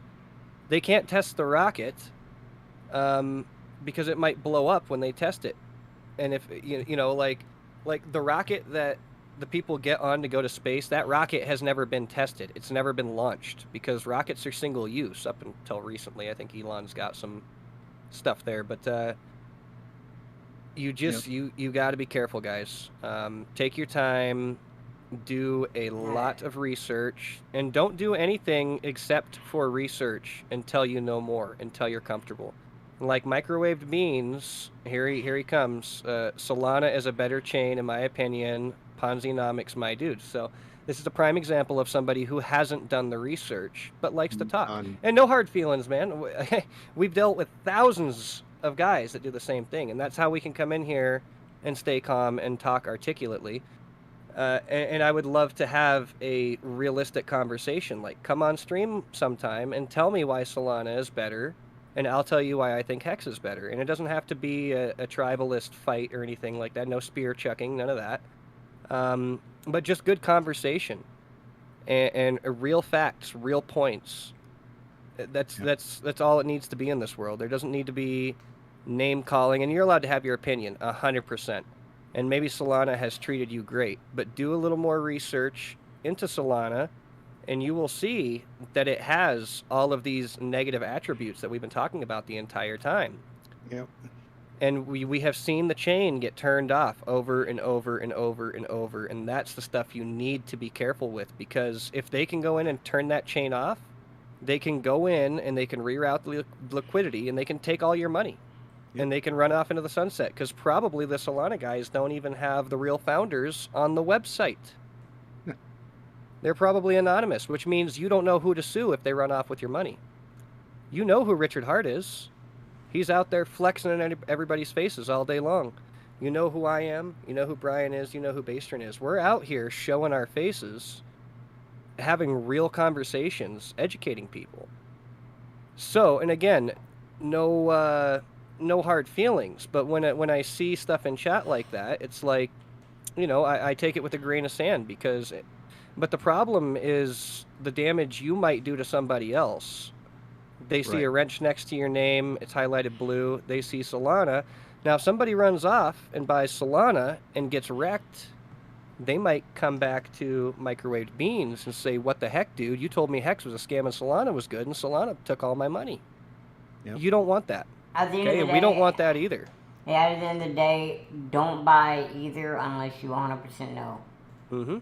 Yep. Do your research. I'm not hating on Solana. I don't even know what Solana is. I'm not hating. I really still don't really grasp completely what Hex is. Completely. So I can't even say Hex is better either. Really. Right. Because you're still learning. Yeah, I'm still You're still in that process of doing your research, and that's great. Everybody should do that. Everybody should do 100 times more research than they do anything in crypto. They just need to learn. Yep. Think of it like an education. You're not allowed to be a doctor until you've done that proof of work. You have to go through the process. You could try. You could just find a homeless dude and start cutting. You're probably going to kill the guy and wind up in prison. Probably not the best way to go about it. Get your education before you touch anything. Go learn. And one of the best ways to learn is take $10 to Coinbase, buy some Bitcoin, buy whatever, move it here, move it there, look at all the coins, learn about it. Just get your brain familiarized with what this is and what buttons you have to press to make it function correctly. And until you've done that, that's what I did. The first time I bought crypto, I was terrified. I put $10 in, and I was like, oh my God, I'm going to lose $10. But it's like, well, it's $10, so who cares, right? I was going to buy beer or something anyway. When I said they can turn anything off, come on. Showing faces don't mean scams. Hex cannot be turned off unless you blow up the planet or turn the internet off. You cannot turn Hex off. As long as Ethereum exists, Hex will exist. Which is also soon to not matter, because we're creating our own chain for it to live on. So that way, if ETH farts itself to death, which it's been doing over the last year or two, that's okay, because there's going to be an alternate chain for these things to live on. And see, we're actually out here trying to save you guys. We're trying to save the Solana guys. We're trying to save everybody. See, when Pulse Chain launches, a lot of that that overuse of the chain, there's way too many people using the chain. There's way too many contracts that are doing way too much stuff, and that's why the fees are so high and sometimes it's even slow. Yep. So by launching this new chain and giving everybody a copy of their coins, you're allowing those people to off-board off of Ethereum and come use a chain that's going to be fast. It's going to have low fees, and that will in turn make Ethereum faster and cheaper to use. Yep. So we're not even trying to necessarily compete with Ethereum. It might turn out that way, that we're better. Who knows? We don't know. We got to launch it, and we gotta let it mature first. And there have been other forks, not forks, other copies of Ethereum Sure. in the past. Yep. People Yep. take it, they say that they see the gas fees, they tweak the code, they try to fix it, and they launch their chain. But they launch it empty, and they have to Right. entice people to come use it. Mhm. This is the first system state copy where if you're on Ethereum, you're going to be on Pulse Chain. You're already there. Yeah, your When it coins are launch- already there. All of your coins with If your you private have- keys. Yep. All of your wallets, all your private keys. So at no point do you ever lose custody of your coins. And I don't care whether you've got Solana or Hex or Shiba Inu or any of those other things. They all are going to be equally secure and equally on the Pulse chain for you to use. Not Solana. Yep, it'll all be there. So again, no hard feelings, guys. No spear throwing, anything like that. Let's just have good conversations and let's not make rash statements that may have zero merit behind them. Yeah, this is all about having conversation, guys. Yeah, We no, learn more this- from each other. This was good. This was actually freaking. This was. Oh my god, this was actually really good. This went better than I thought it would, considering, like I said, I didn't know anything. Still don't know much, but I'm starting to learn a lot more. Hopefully people that did watch takes advantage of this. Do you mind if I little bit. throw a link to our Hex Token Discord server? Yeah, in go the ahead. chat? Yeah. I mean, yeah. Guys, just do your own research. Realize that if you do go in that Discord, it's pro hex, okay? Just realize that, because this is your money.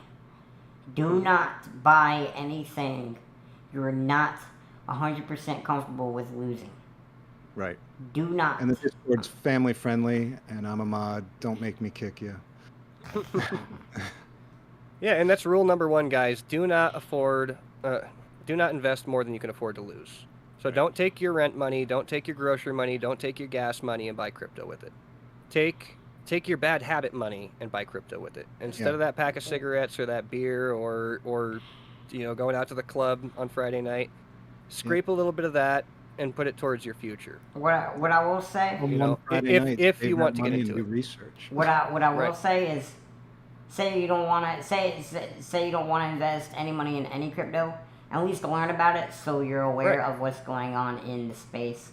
So in the future, you decide to make a move, well then you're not putting yourself in a hole immediately. Or if you still don't want to invest, at least you know about it, so you can warn others about it if they're deciding to put in a lot of money. You can save them from making a bad mistake. Or say in the future where banks are kind of obsolete and stuff like that, and you're kind of in a way forced to do crypto, you're still setting yourself up for success. Right, because crypto is going to come to you. You can avoid it as long as you want, but it's going to come to you, just like the internet came to the boomers. I look at it like newspaper companies. They're all gone because of the internet. Right. When was the last time you saw a newspaper get delivered? I ain't gonna lie, my grandma and grandpa get them. They get them still. Yeah. They get that. My grandpa, he works at an apartment place, and they have to have him clock in and out. He has my grandma do it. He don't know how to use a computer. It's hilarious. Crypto is going to come to you sooner or later, so at the very least, you should understand it. You should move towards understanding it, because eventually you're going to have to learn it. For one reason or another, you're going to be forced to learn how to do it. Yep. and there's no getting around it. So learning ahead of time is way better. Right now is a bear market. Time to get in. Yeah, it's time to learn, or not. If you're not interested in this stuff, that's great. But if you are even slightly interested, start learning now, and start dollar cost averaging now. Throw $5, $10 here and there, just to get yourself that little bit of exposure that you're comfortable with. And later, when everything goes freaking nuts, and honestly, as long as you're in stuff that has been around for a long time and clearly isn't gonna break, Dogecoin, great, it's been around forever, has zero utility, but it Yep. pumps, people love it. That's a safe one to hold. Buy yourself some Dogecoin, you know, have all the fun, get hair all over your house, all that fun stuff. And just don't buy more than you can afford to lose. So if something does happen and you lose all that, you're not like wrecked and losing your house and your kids aren't going hungry. So just be responsible with it. Take your time, learn, Self-custody it so you Yep. double it. and yeah, get your double. You know, it's silly to miss your double. It's like, imagine if you bought a brand new car and the car company was like, okay, so if you hold that, you keep, you know, in 1 year, we're going to give you another car free of charge. Would you like that? Would you really be like, no, that's stupid. I don't want your free car. Like, bug off. No, you want the free car. Of course you want the damn free car. So this is the same thing. It's free If you crypto. park It's it in free your money. driveway. Only if you park it in your driveway. If you park Right, it in right. the street, you don't get the double. Right. So you just park it in your driveway and you get the free car. Like, it's a win on top of a win on top of a win. Now you got 2 cars. You know, it makes life better. So take your free coins when they come in, because why not? I took free coins when free coins happened. That's the other thing. People who hold crypto get airdrops. Free money. And free money. And like, in the Hex community, we get free airdrops all the time. And a lot of it's because we hold on to it so good. We don't sell it. We stake it. We have a very long-term mindset. And who Yep. better to hold your asset and hold the price up than the people who have done that work, who have shown that they are trustworthy, that they will hold a coin for a very long time. That's the kind of people you want to be dropping your coins to, because you know they're not just going to liquidate it all and dump your coin price to zero as quick as possible. The average stake it's length in Hex now is 6.7 years. That's Yep. the average. Who do So- banks give loans to? Banks give loans to people who have had loans before, who have proven that they will pay off their loan. Yep. Now, if you've never had a loan, or you've had a little loan and you didn't pay it off in time, the bank doesn't want to give you no more, because you have proven that you're not trustworthy, at least in their eyes.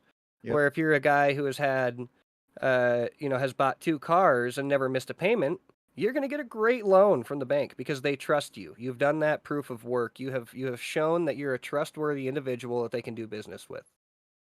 That kind of just applies everywhere, you know?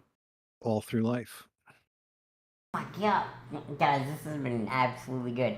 I'm gonna have to dip off here. Guys, I do want to say this though. I will be live.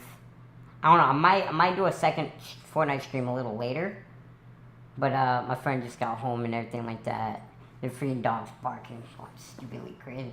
I'm doing the W, and I'm new to your channel. What is the W? Is that just for win? Yeah, Yep. wins. Okay. Yeah, yeah. Hey, last thing, guys, thanks so much for being in here and supporting. Thanks for inviting me. Appreciate it. Yeah, hey, Great birthday present. yeah.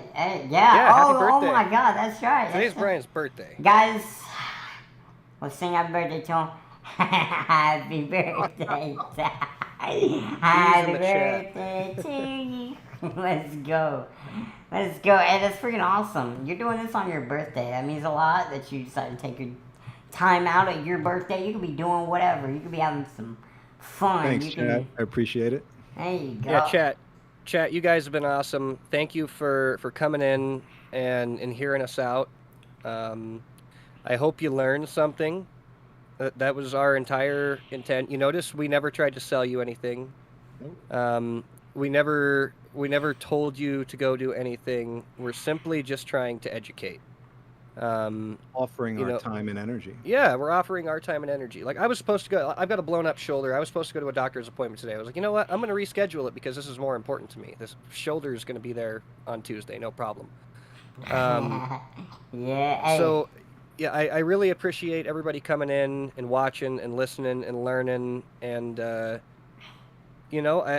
hope that we've changed some people's lives. You won't feel it today, but maybe a few years down the road, you're going to think back to the stream and be like, wow, that was a pivotal point. I learned something invaluable that day. I think the year. I You're think that, still early. yeah. Yep. I think by the year 2035, crypto is gonna be a lot more different looking than it is now. That's Absolutely, we're in the early Without a days. doubt. This is early internet type feels here. So, Yeah. Brian, We're still on dial-up. yeah, we're still on dial-up. Brian, thank you for coming through like last second. Yeah, no, good. I think Maddie must have got kidnapped or something because we never did hear. He was in contact all the way up until last second. Maddie is a busy guy. He is a very busy guy, so I don't blame him for not being able to make it. But I had you in the back of my mind. I was like, yeah. And Bastrin, thanks for having us, man. Yeah, dude, great to meet you. Yeah. You didn't have to have us on. You didn't have to hear any of this. So I appreciate you and commend you for taking the time and allowing us the platform to come on here and talk and spread the good word. Yeah. And, I mean, hopefully we can do something like it in the future. Oh yeah. I don't have a real issue with it. All I see, I didn't do my own research too. It's going to have a little more in-depth discussion. That because I'm more listening than debating. I'm not debating anything really. I'm just kind of, hey, so what do you think of this? We need. I think it'd be interesting if, like, say, the next time we did do it, we had someone with a different opinion. For argument's sake. I think we try to kind of, bring some of those other opinions in, because we understand, and it's hard. It's why, like I hate actually talking about hex in these scenarios. But unfortunately, there's not too many other examples to reference. Right. If you were talking about the internet in the early days, people would say, "Oh, stop talking about it." Well, there's nothing else to reference. There is no other decentralized system like this. I mean, I guess we could compare it to the phone, maybe, or something. But there's nothing else to compare it to. There's nothing else to reference. So when like the girl in the highest of stakes trailer says, in the early days, people thought the internet was just to send email. Right. And look where that's gone. Yeah. And you're in the early days of crypto right now. Yep. Early days. As technologies progress, every now and again, you're going to find yourself in a position where you're trying to educate people about something, but there's only one thing to really reference to make that point with. And so, that's why we talk about other coins like Doge. It works fine. You can do that. But understand that its upside potential is probably quite lower than some newer coins that are coming out.